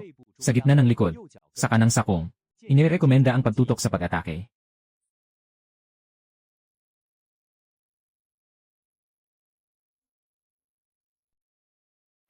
Mukhang hindi nasa karaniwang lugar ang kanyang energy core. Sa loob ng sugat na dulot ng atake, may malakas na pagtagas ng enerhiya na nakatutok sa bahaging mas mababa ng kanyang dibdib. Doon ay protektado ng mga nakapatong na mga labi. Kailangan ng panloob na pagsabog. Nagpadala ako ng mga tagapangalaga ng hardin para pumasok sa sugat at magpasabog. Aprobado. Hagop, magbibigay kami ng mga koordinado ng butas at enerhiya na panggulo. Ilang mga halimaw na may laman mula sa silver feather. Sa ilalim ng gabay ng observer sequence. Sa ilalim ng cover fire ng bilang 1,314 na. Walang takot siyang sumugod papasok sa balat ng tagapagtanggol ng suhay. Sa isang mas malaking sugat. At nag-drill papasok patungo sa energy core sa loob. Kasunod nito, isang malakas na pagsabog ang narinig mula sa loob. Biglang napatigil ang kilos ng tagapagtanggol ng suhay. Matinding kumikislap ang madilim na pulang liwanag sa kanyang katawan. Nagpapalit-palit ng liwanag. Ngayon na. Lahat ng apoy. Itutok sa pinakamagulong bahagi ng kanyang dibdib at sabay-sabay na bumaril. Pinakamalakas na atake ng tatlong panig ay sabay-sabay na tumama. Ang mga tagapagtanggol ng Virtual Sea ay nagbigay ng kanilang huling sigaw. Ang malaking katawan ay nagsimulang magyelo mula sa kanyang dibdib. Bumagsak at naghiwa-hiwalay. Naging naglalagablab na metal at mga piraso ng enerhiya sa himpapawid. Hadlang na mawala. Ipakita ang likuran. Malawak na daan na diretsyo sa pundasyon ng monumento ng simula ng Wanyuan. Ang pundasyon ay isang napakalaking, bilog na plataporma na puno ng mga simbolo. Sa gitna ay may isang kapansin-pansing uka na tumutugma sa hugis ng patunay ng sibilisasyon. Sa sandaling bumukas ang daanan, ang mahina na alyansa ay nagdeklara ng pagkasira. Tatlong tren ay sabay-sabay na nagbukas ng mga makina. Nagmamadali patungo sa base. Kasabay nito, nagsimula na ang mga atake na naglilimita sa isa't isa. Naglabas ang silver feather ng maraming maliliit na spiritual na shuttle upang hadlangan ang ruta ng E1314 at ng observer sequence. Nag-launch ang observer sequence ng spatial anchoring position. Sinusubukang pabagalin ang bilis ng dalawang panig. Ginamit ng #1314 na ang bagong uri ng frigate para sa mabilis na paggalaw at ang eksaktong utos ng pag-iwas sa pagyanig habang lumalampas sa pagitan ng putok at anvil. Kasabay nito, nilinis ang mga flying cable gamit ang malapitang rapid fire cannon.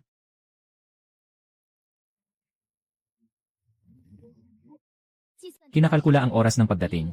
Bahagyang nauuna ang silver feather. Sumunod ang observer sequence. Ikaw ang pangatlo. Ngunit tila ang base ay makakapaglaman lamang ng isang tren sa parehong oras. Para sa pagpapatunay, walang pakialam. Gamitin ni Xiao Zhen ang Shadow Striker at espesyal na bala para guluhin ang silver feather. Nakatuon si Zishu sa pag-atake upang pilitin ang observer sequence na lumihis.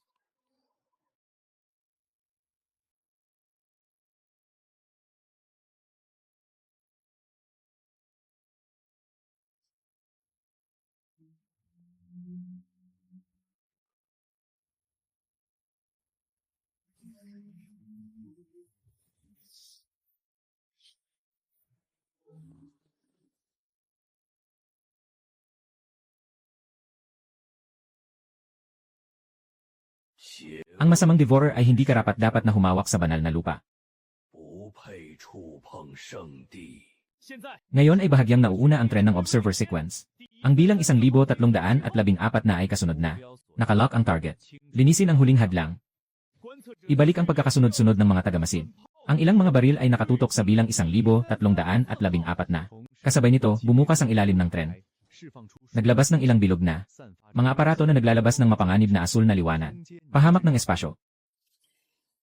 Hindi maganda ang sitwasyon. Maksimal na kapangyarihan, agarang iwas. Itutok ang riles na kanyon sa mga bomba at pasabugin ang mga ito ng maaga. Gawin ang pinakamataas na maneuverability ng tren 1,334. Napakamapanganib. Nakaiwas sa karamihan ng saklaw ng mga pahamak na bomba. Ngunit may ilan pa rin na pinasabog ng riles na kanyon sa malapit. Ang sumabog na asul na posisyon ay nagdulot ng biglaang pagbaba ng bilis sa likod ng tren. Ilang panlabas na kagamitan ang nagyelo. Samantalahin ang pagkakataong ito, ang serye ng mga tagamasid ay unang sumugod sa plataporma ng base. Sa bahagi ng unahan nito, isang komplikadong estruktura na may kulay pilak ang lumitaw. Isang eroplano ang lumitaw. Ang gitnang uka ng kamera base.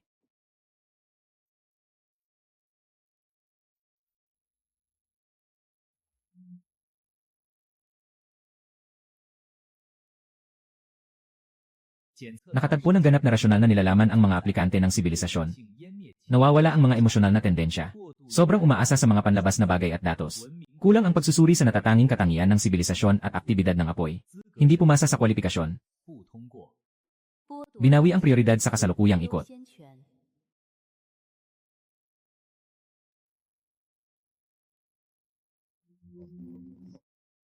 Ngayon na ang oras para ilabas ang aming mga kredensyal. Ipinapakita ang lahat ng aming karanasan, emosyon, pakikibaka, at pag-asa sa sibilisasyon. Lahat ay ipapakita.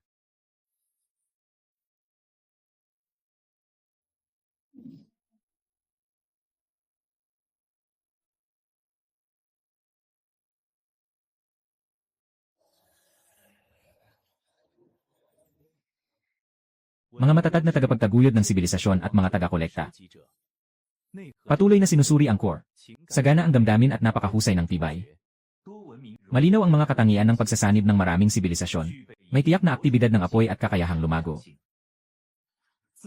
Nakapasa sa kwalifikasyon.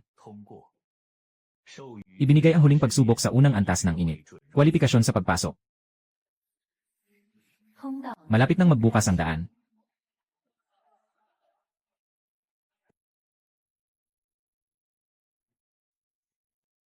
Hindi yon akin. Wasakin mo ang liwanag na yon. Data record target number 1,314 na. Nakapasa sa pagsusuri ng mga katangian ng nakatagong sibilisasyon. Emosyon at pagkakabuklod ang mga pangunahing parametro. Muling suriin ang halaga ng sample nito. Iminungkahi ang pagkuha ng buong unit ng tren sa tamang pagkakataon. Binabati ang batang apoy. Naway pagpalain ka ng lupa sa iyong paglalakbay. Nakumpleto ang sertipikasyon. Nakamark na ang pasukan ng huling pagsubok. Nasa estado ng paghihintay para sa pag-activate. Ang silver feeder at ang observer sequence ay nananatiling banta. Hindi tiyak ang layunin ng stone train. Inirekomenda na agad pumasok sa pagsubok upang maiwasan ang panlabas na panghihimasok. Hindi. Dahil bukas na sa atin ang pasukan. Dapat may takdang panahon. Kailangan muna nating harapin ang kasalukuyang panganib. Ang silver feeder ay nasa dulo na ng lakas nito. Ang mga tagamasid ay nagmamasid ng mabuti. At saka sa tingin ko, maaaring makipag-ugnayan ang kaibigan na yon. Nakumpirma na ang unang prioridad na kwalifikasyon. Ikalawa at ikatlong prioridad na kwalifikasyon ay papasok sa pagsubok sa unang prioridad o kapag hindi na validate. Ang natitirang mga may hawak ng patunay ay makikipagkumpetensya. Tandaan na ang mga patakaran sa proteksyon ng base ay magiging epektibo habang bukas ang pasukan ng pagsubok. Bawal ang direktang atake sa mga sertipikadong unit. Ngunit ang labanan para sa kwalifikasyon ay walang limitasyon sa paraan. Ang walang limitasyong paraan ay nangangahulugang. Bagaman hindi maaaring direktang atakehin ang tren 1,314 na, maaaring atakehin ang kanyang mga escort fleet. Maaaring harangan ang pasukan, kahit na maaari silang umalis sa tren at pumasok sa pagsubok. Atake ang pangunahing bahagi ng tren. Maaaring tumukoy ang ahensya ng pagpapatunay sa core ng tren o sa sertipiko nito. Salamat sa iyong pagtulong kanina. Hindi ko alam kung paano ka tatawagin. Anak ng bundok. Kami ay nagbabantay sa lupa at sa ating tradisyon. Matagal nang naitala ang kasamaan ng silver feeder. Kayo ay may natitirang kabutihan at init ng puso. Panganib ng pagsubok. Mag-ingat ka. Maaari bang itanong tungkol sa pagsubok? Gaano karami ang alam mo? Ayon sa sinaunang tradisyon, ito ay isang pagsubok sa pagharap sa pinagmulan. Maaaring ito ay labanan. Maaaring ito ay pagpili. Maaaring ito rin ay pagtatanong sa kalikasan ng sibilisasyon. Bawat sibil na sibil ay iba-iba. Nabigo na tayo minsan. Nawalan tayo ng unang patunay. Ngayon ay mga tagapangalaga na lang tayo.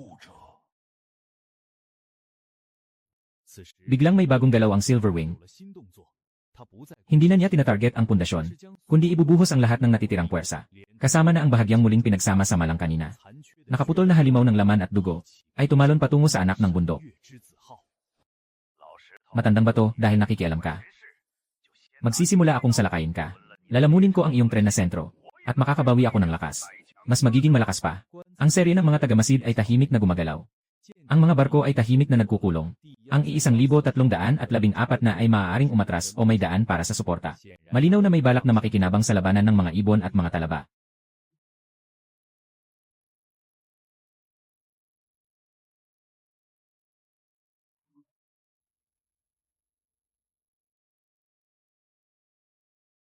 Tinulungan tayo ng anak ng bundok, ngunit hindi siya makakagawa ng anuman.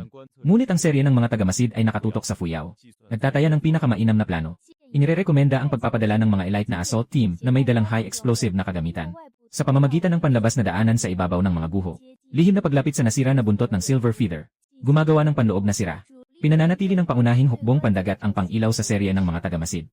Kasabay nito, sinusubukan nilang makipagtulungan taktikal sa anak ng bangin. Inaprubahan si Xiao Zhenzishu. Kayo ay magdadala ng isang pangkat ng pinaka-elite na mga mandirigma sa lupa.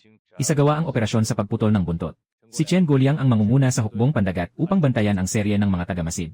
Sinubukan in Zeng na kumonekta sa espiritu ng anak ng bundok. Nagbigay ng simpleng pagkilala sa kaaway at pagkakakilanlan ng kahinaan.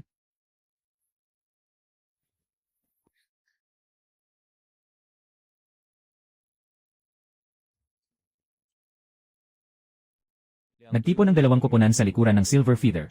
Ang loob ay tinamaan ng anak ng bundok. At may malaking bitak na dulot ng pagkiskis sa mga guho. May naririnig na magulong tunog at kakaibang alon ng espiritu mula sa loob. Sumisid. Target ang pangunahing unit ng kapangyarihan o amplifier ng espiritu. Agad na umalis pagkatapos i-install ang core bomb ng galit. Parang multo ang pagsalakay ng koponan. Sa loob na daanan, punong-puno ng mga organismo, kakaibang tanawin ng pinagsamang organismo at makina. Ang mga pader ay parang kumikilos na laman. Marami pang mga bihag mula sa iba't ibang lahi na halos pumanaw na. Nakakainis ang tanawin. Iniiwasan nila ang mga nagbabantay na mga mercenary at automatikong depensa. Ayon sa pinadaling mapa ng ruta na ibinigay ni Fu Yao sa pamamagitan ng pag-scan, pumunta sa lugar na may pinakamalakas na reaksyon ng enerhiya. Sa daan, nailigtas ang ilang mga bihag na nasa bingit ng kamatayan. Nalaman ang higit pang mga kalupitan sa loob ng Silver Universe.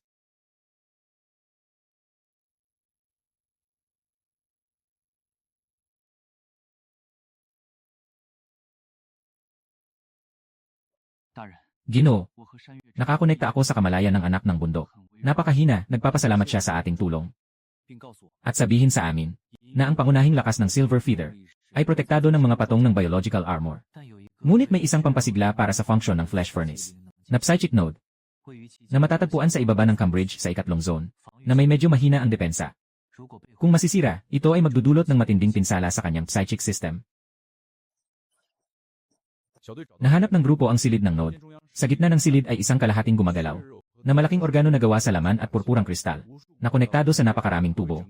Para sa buong sistema ng espiritual na enerhiya ng Silver Rain, may ilang mga dog-headed na pari ng espiritual na enerhiya, na inatake ang mga gwardya at nalinis. Si Zishu at ang mga kasamahan. Mabilis na nag-install ng malaking halaga ng galit na core bomb sa mga pangunahing koneksyon ng node organ. Nang sila ay handa ng umalis, biglang umingay ang alarma ng silid. Nakatakot ang tunog ng alarma. Mga insekto, kayo'y may lakas ng loob. Nagsimula nang bumaba ang mabigat na pintuan ng seguridad. Dumarating ang mas maraming gwardya mula sa lahat ng panig. Xiao Zhen, umalis na kayo. Ako ang bahala sa likod. Sabay tayong umalis. Tatakbo ang bomba sa loob ng 1-0 segundo. Sapat na yun. Nakaligtas ang maliit na grupo sa huling sandali. Nagsara ang ligtas na pinto sa likod nila ng malakas. Kasunod nito, sumabog ang boom. Isang malakas na pagsabog ang nagmula sa loob ng Silver Universe. Ang buong tren ay matinding umuuga. Ang mga purpura at itim na espiritual na linya sa ibabaw ay unti-unting nawawala. Kaguluhan. Ang mga anak ng bundok na umaatake mula sa labas ay kumagat sa pagkakataon. Isang mabigat na salpo. Matinding tumama sa gilid ng Silver Feather na puno na ng mga sugat. Sa wakas, hindi na nakayanan ng Silver Feather na tren. Nagsimula itong mabiyak at maghiwa-hiwalay mula sa gitna.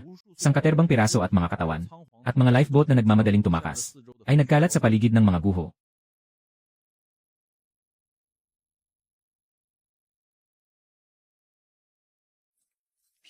Ang may hawak ng sertipiko ay bumagsak ang Silver Feather.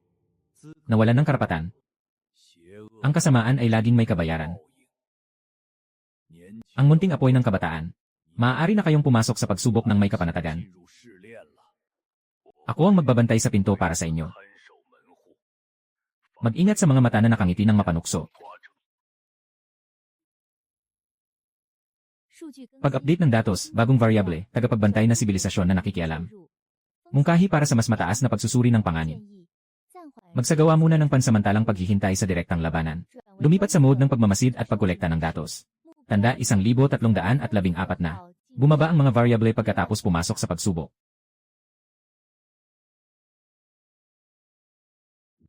Hindi kailangang magpasalamat sa malaking kabutihan. Ang pagkakaibigang ito ay aming alagaan. Walang kailangan sabihin na pasasalamat. Ang pagprotekta sa kabutihan ay isang sumpa ng anak ng bundok. Magtuloy ka na sa pagsubok. Manatili sa sariling puso. Lahat mag-ingat. Handa nang pumasok sa huling pagsubok. Ang tren ay papasok sa pinakamataas na depensa. Ang mga hindi kasali sa pagsubok ay pinamumunuan ni Chen Guoliang. Manatili dito. Magkabilang panig ng Mountain Son at Skyhorn. Mag-ingat sa mga tagamasid na serye.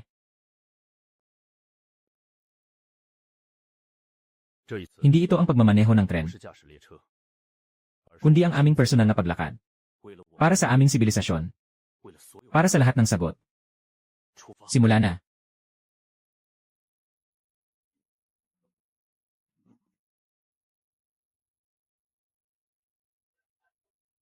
Tumindig habang bahagyang umiindayog ang mga string. Ang ilaw sa labas ay kumikislap. At pagkatapos ay lahat ay nagiging maputla at tahimik. Hintayin ang pagbabalik ng paningin. Nakita nila ang kanilang mga sarili na nakatayo sa isang walang katapusang puting pasilyo na puno ng napakaraming pinto sa magkabilang panig. Walang katapusan ang pasilyo. Sa itaas, ibaba, kaliwa, at kanan ay puro kawalang katiyakan. Bawat pinto ay may iba't ibang tanawin o simbolo na lumilitaw. May ilan na malinaw, may ilan na malabo. Maligayang pagpasok sa unang bahagi ng huling pagsubok, ang koridor ng astrolohiya. Dito nasasalamin ang puso ng sibilisasyon at ang individual na hangarin. Buksan ang katugmang pinto. Harapin ang iyong mga ugat na takot, pagnanasa, at desisyon. Sa pamamagitan ng lahat ng pintuan ng puso, makakamit mo ang sentro ng pagsubok. Babala, ang mga nakalulunod sa puso ay tuluyang mawawala ng walang hanggan. Nawawala ang tunog. Lahat ay nakapansin, kahit na malapit lang sila sa isa't isa. Parang may isang malinaw na manipis na pelikula sa pagitan nila. Nakikita pero mahirap maabot. Ang komunikasyon ay limitado lang sa encrypted na channel ng maliit na grupo.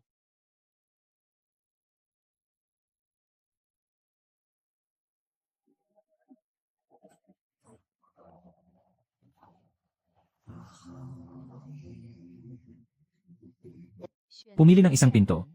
Pumasok sa iyong puso. Sundin ang tamang pagkakasunod-sunod. Pero lahat ay kailangang harapin. Harapin si Ling Zeng. Isang larawan ay ang lugar ng parusa ni Yuexing. Ang apoy at ang mukha ng nakaiyak na si Ling Yu, ang kapatid ko. Takot at pangangalaga. Isang larawan ay kapag ginagamit ang kapangyarihan ng sakripisyo. Ang madugong larawan ng pagsipsip ng enerhiya ng kamatayan. At ang unti-unting pagbabalik ng sarili sa sarili nitong paraan. Isang pinto sa loob ng ekologikal na silid ng tren. Mga sandaling tahimik na kasama si Lu Yuya. Sa harap ni Zishu. Isang pinto sa katapusan ng orihinal na lungsod. Sa kawalang pag-asa at paghahanap habang nawawala ang alikabok. Mga damdamin at pag-asa. Isang pinto bilang pangulo ng unyon na nangunguna sa laban. Ngunit nasaksihan ang patuloy na pagkamatay ng mga kasama. Responsibilidad at kawalan. Isang pinto. Ang sarili kong naglalayon lamang sa lakas at kasiyahan sa laban.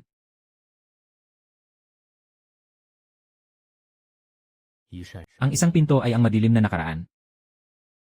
Ang isang pinto ay ang tumpak na kalkulasyon at epektibong pagpatay. Ang isang pinto ay ang miyembro ng Night Guild. Mga mata ng pagtitiwala at pagsunod. Mga ugnayan at pagbabago. Sa harap ni Luyu at Yaya. Nariyan ang anino ng pagkawasak ng Sen. Ang pangungulila sa mga kapwa.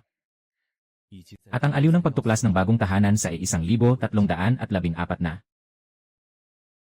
Para sa kaligtasan. Pagsalakay at pagkawasak. At ang pagkakaisa sa Silver Feather. Ano nga ba ang iyong sibilisasyon kundi isang spark? Nasa bagong sakuna pa rin. Hindi ko kailanman ikinagalak ang pagkawasak. Nagbigay ako ng pagpipilian. At tinanggap ang mga kapwa. Sa ilalim ng langit na nakatakdang maglaho. Ang pag-iral ay hindi lamang itim o puti. Tinatanggap ko ang bawat kasalanan. Ngunit hindi ako titigil sa aking paglalakad. Ang tren ko ay hindi lamang kailangang mabuhay. Kundi kailangan din makahanap ng paraan upang masira ang siklo ng kawalang pag-asa. Ito ang aking pasya.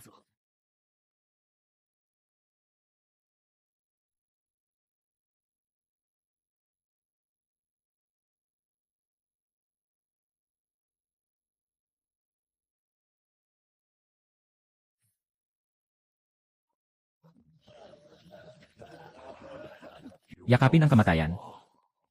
Kontrolin ang kamatayan. Ikaw ay magiging walang kapantay. Ang presyo ay maging bahagi ng kamatayan. Hindi ba't ito ang tahanan? Hindi, ang aking lakas ay para sa paglilingkod. Para sa pag-ingat kay Yu. Para sa pag-ingat sa mga kasama. Para sa pag-ingat sa lahat ng mahalaga sa akin sa tren. Kung ang kapalit ay maging isang halimaw na sumisipsip ng papel, mas pipiliin kong huwag na lang magkaroon nito.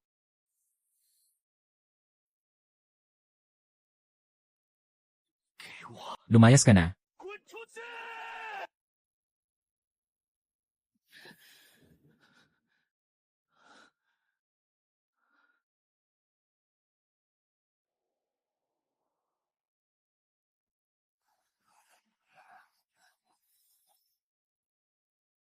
Hindi ka sapat na malakas. Madalas kang nagkakamali. Ikaw ang pangulo. Ang kanilang pagkamatay ay responsibilidad mo. Ako ang pangulo. May responsibilidad ako. Ngunit ang mga nabubuhay, hindi dapat laging mabuhay sa anino ng mga namatay. Ang kanilang sakripisyo ay para sa iba na makapagpatuloy sa buhay. Ang gusto kong gawin ay hindi malugmok sa pagsisisi, kundi maging mas malakas kasama ang kanilang bahagi. At protektahan ang mga taong buhay pa. At dalhin ang lahat hanggang sa dulo. Ito ang pinakamainam na paraan upang ipakita ang respeto sa kanilang sakripisyo.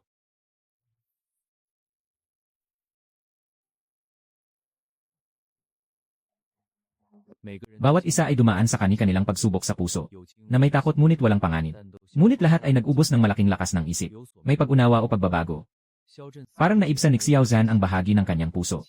Nabawasan ang kanyang malamig na aura. Napawi ang kalungkutan ni Luoyu at Yaya tungkol sa nakaraan. Mas lalong naging malalim ang kanilang koneksyon sa kasalukuyan. Sa kanilang harapan, huling natitira ay isang malaking, malabo na pinto, na parang gawa sa mga piraso ng mga bituin na nagsasama-sama. Isang di makaliwanag na nararamdaman mula sa likod ng pinto. Parang ang laki at ang puwersa na sumasalubong sa atin mula sa pinagmulan ng universo. Nakuha natin ang mahalagang impormasyon. Nagsimula na tayong magbalik sa daan na ating tinahak. Sa proseso ng paglayo mula sa dagat ng pinagmulan, napuno rin ang di makaliwanag na panganib. Parang umahon laban sa agos. Sa tulong ng pagbabago at kalmadong katatagan, at ang aming matibay na kalooban, sa wakas ay nakatawid kami sa buhol ng walang panganib. Bumalik sa puwang na puti mula sa simula. Kasunod nito ay ang labasan ng bagong pasilyo. Sa wakas ay lumitaw kami sa simula ng 10,000. Sa base ng monumento, tila hindi pa masyadong lumipas ang oras sa labas. Ang anak ng bundok ay nananatiling tapat sa paligid. Nakikipag-ugnayan sa mga tagamasid na nagmamasid mula sa malayo. Handa na rin ang trenno, 1,314 na at ang mga nakatoka. Bahagyang tumutugma sa sinaunang paniniwala ng ating lahi. Pangangalaga sa lupa. Ito rin ay pangangalaga sa patuloy na sibilisasyon. Dalhin niyo ang tiyak na landas. Ang anak ng bundok ay nagnanais sumali sa pagtutulungan na ito. Mag-ambag ng aming kayamanan at proteksyon ng sibilisasyon. Ayon sa impormasyon na ibinigay ng konduktor, kailangan nating makipag-ugnayan sa iba pang mga apoy hanggat maaari. Hindi tiyak ang saloobin ng mga tagamasid. Ngunit sila ay malalakas na variable.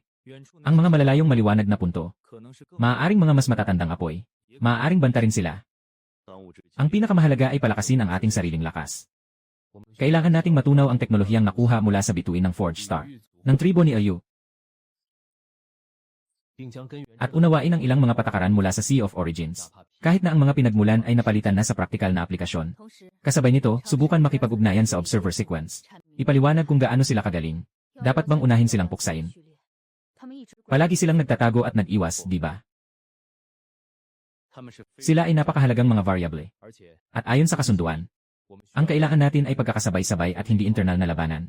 Susubukan kong makipag-usap sa kanila, Fuyao. Planuhin ang ruta batay sa impormasyon ng link ng mga dokumento. Sige, una tayong makipag-ugnayan sa isang medyo malapit. At may matatag na estado na liwanag ng apoy. Kasabay nito, magpadala ng impormasyon sa mga tagamasid. Paghiwalayin ang katotohanan at pagsasama. Komunikasyon ng kahulugan ng kasunduan. Pagsusuri ng katotohanan ng impormasyon 87.3%. Buong loikal na ugnayan. Konklusyon, panghuling plano ng lumang bituin. Mayroong teorya ng kakayahan. Tinatanggap ang pinagsamang alok. Ngunit may kondisyon isa. Lahat ng maaring ay parse na data mula sa dagat ng pinagmulan. Pangalawa, sa proseso ng pagsasama. Kailangan naming pangunahan ang koordinasyon at pagkalkula ng variable injection. Pangatlo, huwag mag-atake sa isa't isa sa panahon ng kooperasyon. Limitadong pagbabahagi ng mga yaman at impormasyon. Maaaring tanggapin ang kondisyon 1 at 3. Kondisyon 2. Koordinasyon ng variable injection. Kailangang pag-usapan ito ng lahat ng kasali sa Farseed. Depende sa pangalan, pakinabang, at katangian ng sibilisasyon. Hindi pwedeng domina ng isang panig lang. Pagkakasundo sa pagbabago. Bumubuo ng pansamantalang alyansa ng Farseed. Ang aming code name ay Logical Unit. Magpapadala kami ng research ship upang makipagkita sa inyo. Para sa malalim na palitan ng datos at paunang pagsasanay sa kasunduan. 3 trend na may natatanging estilo. Ang bumuo ng isang kakaibang flotilya. Patungo sa isang koordinat ng apoy na itinuturo ng impormasyon ng sertipiko na naglalakbay. Ang target na liwanag ay nagpapakita ng isang banayad na sibilisasyong nakatuon sa pakikipag-ugnayan ng mga buhay at espiritual na enerhiya. Sa paglalakbay, ang loob ay ganap na umuunlad. Trend Nili, 1,314 na. Nagsimula ang isang serye ng mga nakakapagpasabog na pag-upgrade. Bagong uri ng adaptibong proteksyon na kalasag. Nagsimula nang mag-develop. Isang buhay na nagkakaisa sa mas malalim na antas ng biolohiya at mekanika. Nagsimula ng subukan ang isang individual na armor. Kakayahan ni Ling Zeng na magsakripisyo, matapos alisin ang ilang mga impurities, kasama ang natural na espiritu ni Luo Yuyukui. Ang pagsasanib ng enerhiya ng buhay ng ginintuang bulaklak at pilak na bulaklak, ay bumuo ng isang natatanging balanse ng buhay at kamatayan. Na nagsimula ng subukan sa maliit na saklaw, si Luo Yu at si Yakui, sa buto ng puno ng mundo, at sa inspirasyon ng teknolohiyang ekolohikal ng Ancient Star Alliance, ay matagumpay na nakapagpalago ng unang maliit na, matatag na ekolohikal na siklo sa loob ng tren. Makakagawa ng mataas na uri ng pagkain at banayad na espiritu.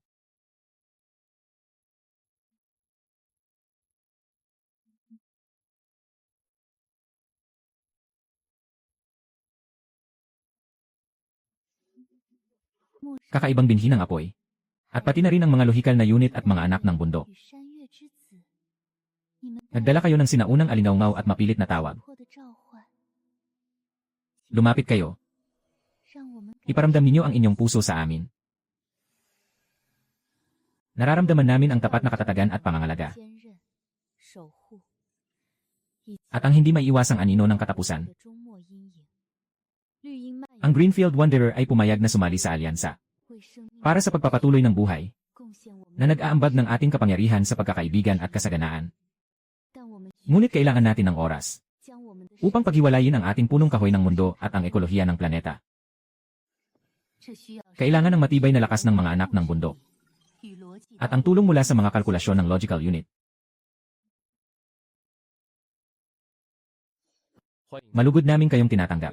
Ayon sa link ng resibo, kailangan pa nating makalikom ng hindi bababa sa 5-7 malalakas na binhi para maabot ang synchrony rate na katumbas ng teorya at halaga. Susunod na layunin, ang codename ng binhing ito ay Void Predator. Napakataas ng rating nito, pero ang estado ay nagpapakita ng matinding pagtanggi at agresyon. Maaaring ito ang pinakamalaking hamon natin. Ito rin ang pinakamalakas na variable. Analisis ng landas ng pag-unlad ng sibilisasyon. Labis na nakatuon sa pag-atake at pagsipsip ng ebolusyon. Maaaring pinakamataas ang halaga ng variable nito. Ngunit napakataas ang hirap at panganib ng integrasyon. Inirerekomenda ang huling pakikipag-ugnayan o paghahanap sa mga kahinaan nito. Dapat ay may pakinabang sa pakinabang. Mahirap ang pag-udyok sa puso sa pamamagitan ng katapatan. Marahil maaari nating subukan mula sa mismong pag-iral. Kahit gaano pa kalupit ang isang mandaragit. Bago pa man sumapit ang huling pagkawasak, dapat nilang matutunan ang pakikipagtulungan. Kailangan natin ng isang plano. Isang planong magpapakita ng ating pagkakaisa. At magbibigay ng isang hindi nila maaaring tanggihan na dahilan para makipagtulungan. Ng planong iyon, bago pa man ito, kailangan nating ipagpatuloy ang pagpapalakas ng ating sarili. At subukang makipag-ugnayan sa iba pang mas banayad na mga binhi. Ang hangganan ng dakilang batas ay papalapit na ng mabilis. Hindi na tayo marami pang oras. Ang fleet ay naglalakbay sa malawak at mapanganib na kalawakan. Ayon sa impormasyon ng sertipiko, ang mga tagapagnakaw sa kalawakan ay hindi nakatali sa isang lugar, kundi nanghuli sa malalawak na kalawakan. Sumisipsip ng mga yaman, umaatake sa ibang mga tren o sibilisasyon. Ang kanilang mga galaw ay misteryoso. Mabilis ang kanilang pag-atake. Patuloy na sinusuri ang kanilang mga aktibidad. Tinataya ang mga posibleng lugar ng kanilang paglitaw. Ang paglalakbay ay hindi laging maayos. Sila ay nakatagpo ng bihirang interstellar na enerhiya na puwang. Tumawid sa isang nebula na puno ng nakalalasong mga bituin. Kahit na naapektuhan ng isang maliit na piraso ng hangin ng pagkawasak. At nagdulot ng pagmamalaki sa mga grupo ng mga hayop sa bituin na umatake. Ngunit sa pagtutulungan sa lahat ng panig. Sa pamamagitan ng maneuver at pagsugod ng 1,314 na, ang depensa ng anak ng bundok. Ang espiritual na pagpapakalma at pag-angkop sa kapaligiran ng mga berdeng manlalakbay. At ang tumpak na kalkulasyon at pagsusuri ng mga kahinaan ng logical unit. Nagawa nilang makaiwas sa panganib. Ang pagkakasunduan ng alyansa ay mabilis na umangat sa aktwal na laban.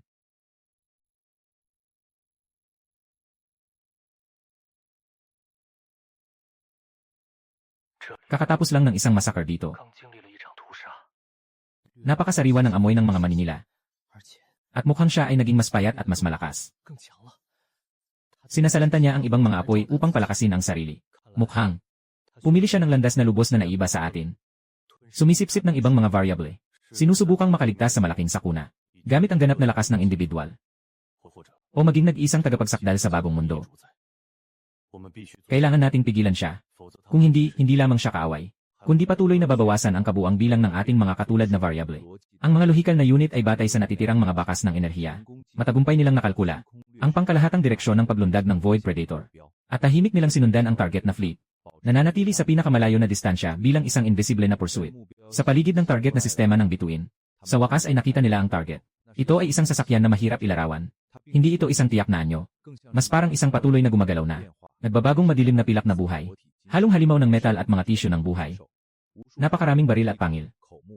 Mga pandaman na lumalaki at humuhupa sa ibabaw nito. Nakatagilid ito sa isang buwan ng isang higanting gas na planeta. Tulad ng isang malupit na halimaw, gamit ang napakalaking bibig. Humihigop ng mataas na enerhiya na likido sa loob ng satellite. Ang satellite ay unti-unting nangangatuyo sa nakikitang bilis.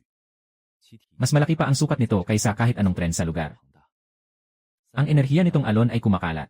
Punong-puno ng primal na pang-akit at pagnanais na umunlad.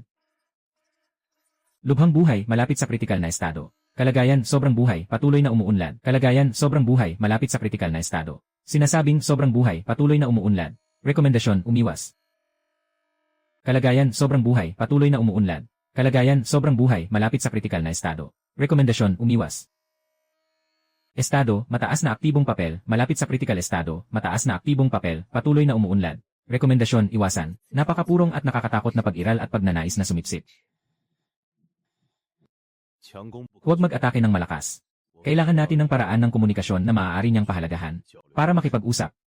Suriin ang mga pattern ng pag-ugali ng target. Mababang posibilidad ng komunikasyon, mas mababa sa 5%.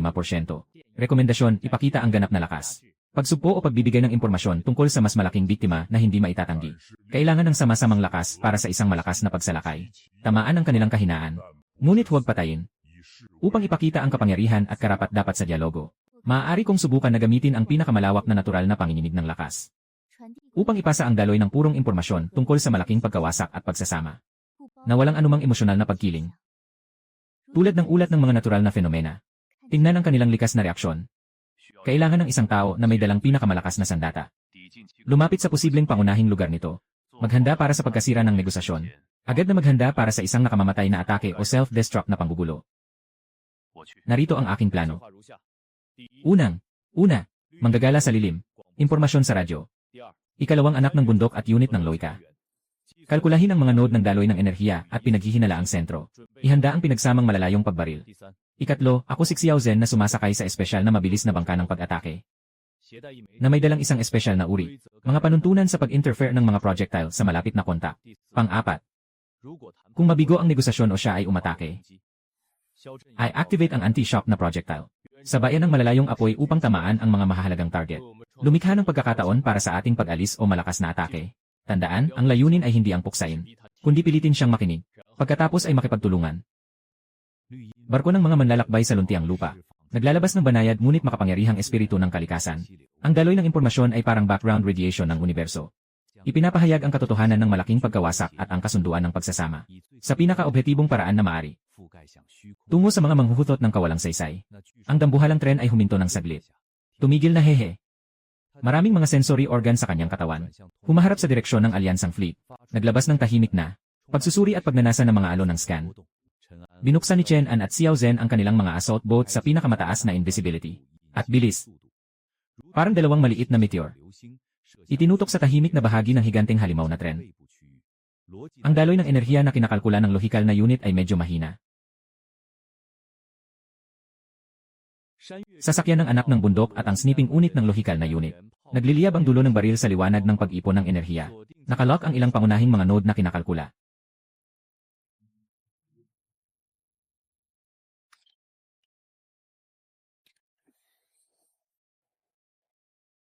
Nakaayos na, maaari nang subukan ang komunikasyon. Ang tagapamahala ng mga mang-agaw ng kawalang katiyakan. Nakikita namin ang iyong kapangyarihan. Alam din ang iyong landas. Ngunit nilalamon ang lahat na natitira sa mga guho. Ito ba ang buhay na nais mo? Sa ilalim ng malaking katahimikan, ang mga lumang patakaran ay bumagsak. Ang iyong kapangyarihan ay nagmumula sa mga umiiral na patakaran. Gayon din ay magiging wala. Sumali ka sa amin. Tipunin ang lahat ng kapangyarihan ng apoy. Iangat ang ating mga variables sa muling pag-reset ng mga patakaran. Para sa sibilisasyon at para sa iyong sarili. Magsikap na magpatuloy sa bagong universo na may mas malakas na posibilidad. Kung hindi ang ating alyansa dito, ay ituturing kang pinakamalaking banta sa pagkawasak ng pagkakasama. At walang pag-aalinlangan na sisirain ka rito. Pumili ka maging kasamang pagkalipol. Mga manlalaro na sama-samang naglalaro para sa hinaharap.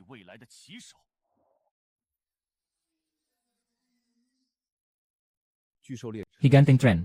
Nagtigil sa isang kakaibang katahimikan ng mahigit 10 segundo. Lahat ng gumagalaw na organo sa ibabaw ay huminto. Ang mga variable na nagtitipon ay nakakaapekto sa mga patakaran. Tumaas ang posibilidad ng kaligtasan. Ngunit ang pagkakagapos ay nagbabahagi sa mga mahihina. Ang iyong espesyal na variable ay hindi mababa. Ibigay ang patunay ng halaga. Kung hindi, may isang patunay na sumisipsip sa harap. Ayon sa aming pagkalkula, ang susunod na matinding pagsabog ng hangganan ng pagkapawi ay magaganap sa humigit kumulang 3 buwan at susupsupin ang Iron Blood Star Cluster. Doon ay may isang mataas ang ranggo.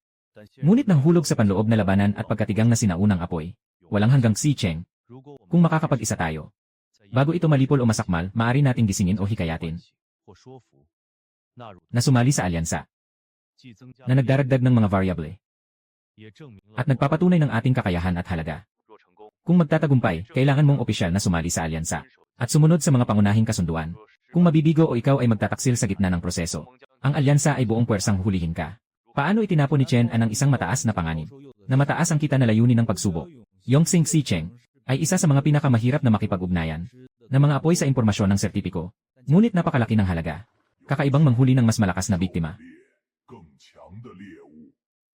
Sang-ayon pero kailangan ko munang piliin ang mga premyo. Maaaring ang ilan. Pero kailangang pag-usapan sa loob ng alyansa ang paghati. Huwag dapat makasama sa kabuang interes ng alyansa. Magkakasundo tayo sa pansamantalang alyansa. Tanda ng bakal na bituin. Eternal Feng City. Yung napakalaking katawan na kulay dark silver. Dahan-dahang tumitindi ang kaaway. Ngunit ang ganitong pagnanasa at mapanganib na titig ay laging naroon. Ang pinakamalupit na manghuli ay isinama sa larangan. Ngunit naging pinaka hindi matatag sa larangan. Ang pinakamapanganib na piraso. Sa daan patungo sa Iron Blood Cluster. Kami, ang pansamantalang pinagsamang alyansa ng mga barko, ay patuloy na lumalaki ang sukat. Ang atmosfera ng armada ay naging mas banayad at tensyonado. Ang nilalang na tinatawag na mga maningila ng kawalang hanggan ay parang isang nakasabit na espada na nagpapakilos sa iba pang mga panig na kailangan ding maglaan ng bahagi ng kanilang atensyon upang mag-ingat sa kanya. Ngunit ang kanyang napakalakas na kapangyarihan sa labanan at ang posibilidad ng pag-iral ng walang hanggan sa Si Cheng, ang kaalaman ay isa sa ating mga mahalagang yaman na hindi mapapalitan. Sa paglalayag, sinisikap kong panatilihin ang balanse ng alyansa. Sa madalas na pakikipag-ugnayan sa lahat ng panig, nililinaw natin ang ating mga tiyak na plano at alituntunin sa paghahati ng benepisyo, kaugnay ng operasyon sa Si Cheng. Samantala, ang palitan ng teknolohiya at impormasyon sa loob ng alyansa, nagsasagawa ng mas malalim na pagsusuri.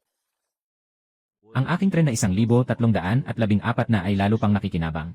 Paghahati-hati ng teknolohiya ay mabilis na lumalaki sa hindi pa nakitang bilis. Sa loob ng kumpol ng mga bituin, puno ng aktibong mga bituin at masisikip na sinturon ng mga asteroid. Batay sa impormasyon ng mga kredensyal at masusing pag-scan ng mga lohikal na unit, nakalock-in nila ang lokasyon ng Eternal Sea City. Hindi ito isang planeta, kundi isang ganap na binagong, na binubuo ng napakaraming higanteng mekanikal na estruktura, na konektado sa orbit. Nakatumbas ng isang superhiganteng artipisyal na sistema ng bituin. Maraming otomatikong pabrika, mga plataporma ng depensa, at mga matrix ng enerhiya, na maayos na umaandar sa pagitan nito, na naglalabas ng malamig, tumpak, at walang katapusang pakiramdam ng makina. Ngunit ang buong sistema ay tila nababalot sa isang antas ng pagkaantala at paikot-ikot na nakabibigat na hangin.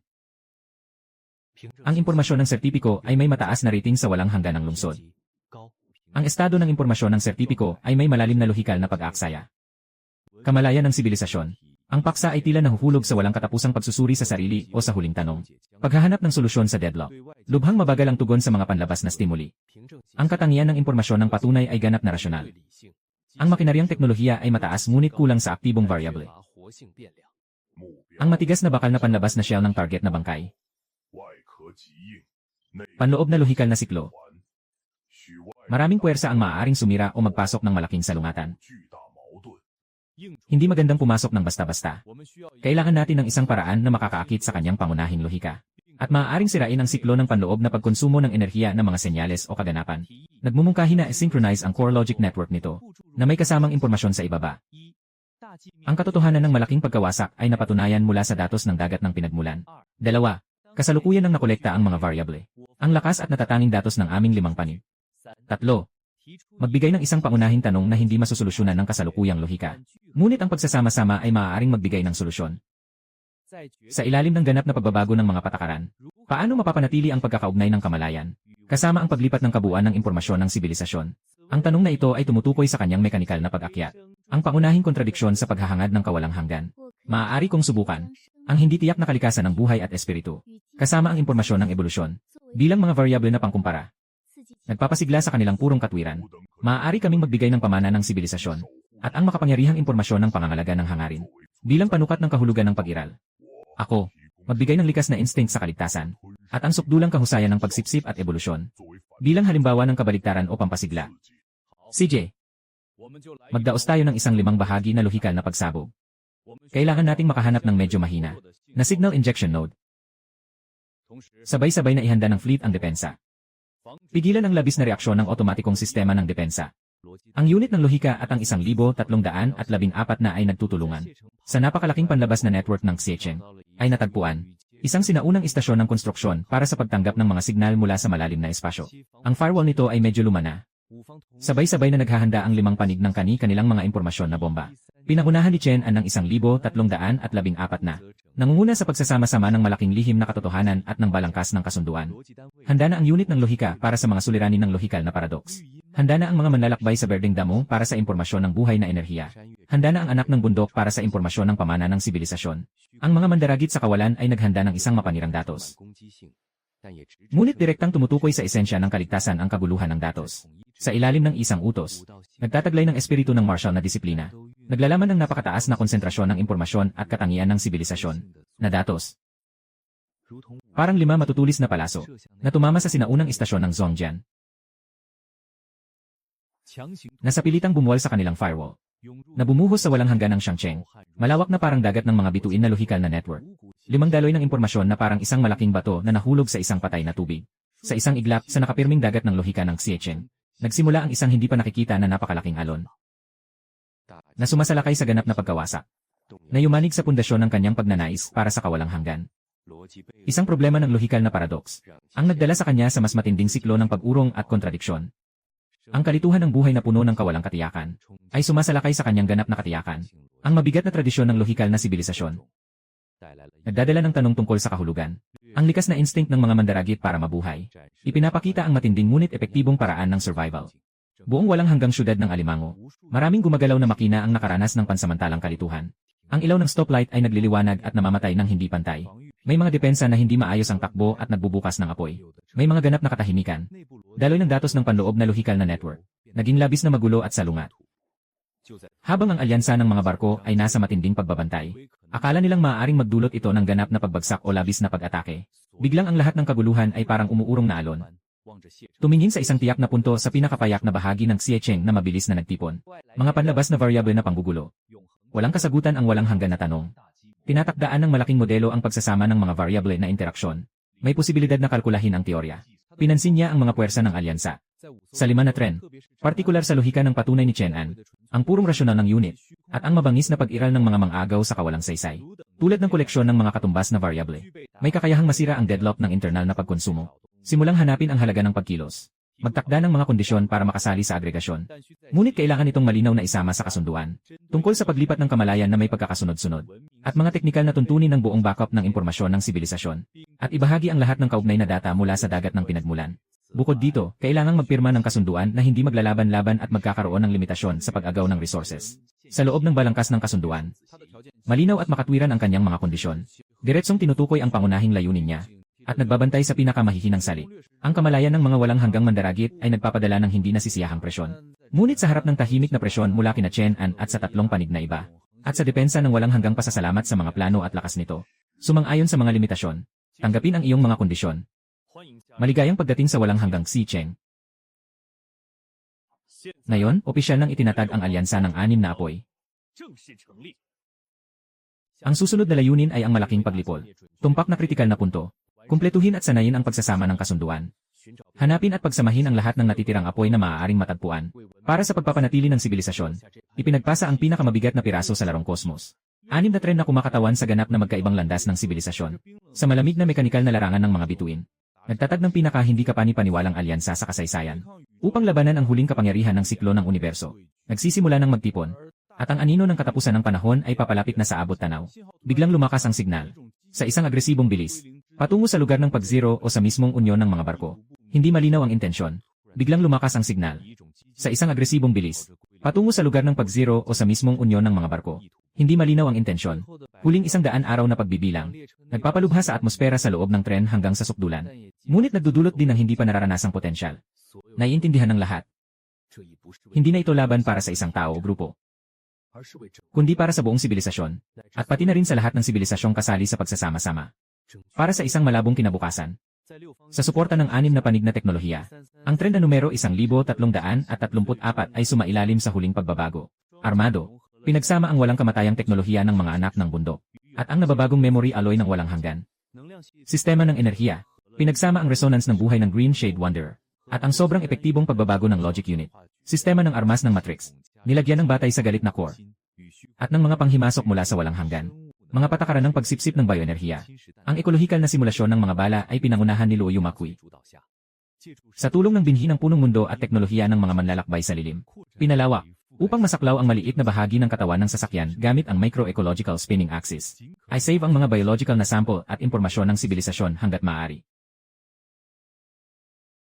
Ang balanse ng buhay at kamatayan ni Lin Zeng ay mas malalim ang ugnayan sa katibayan ng sibilisasyon ni Chen An.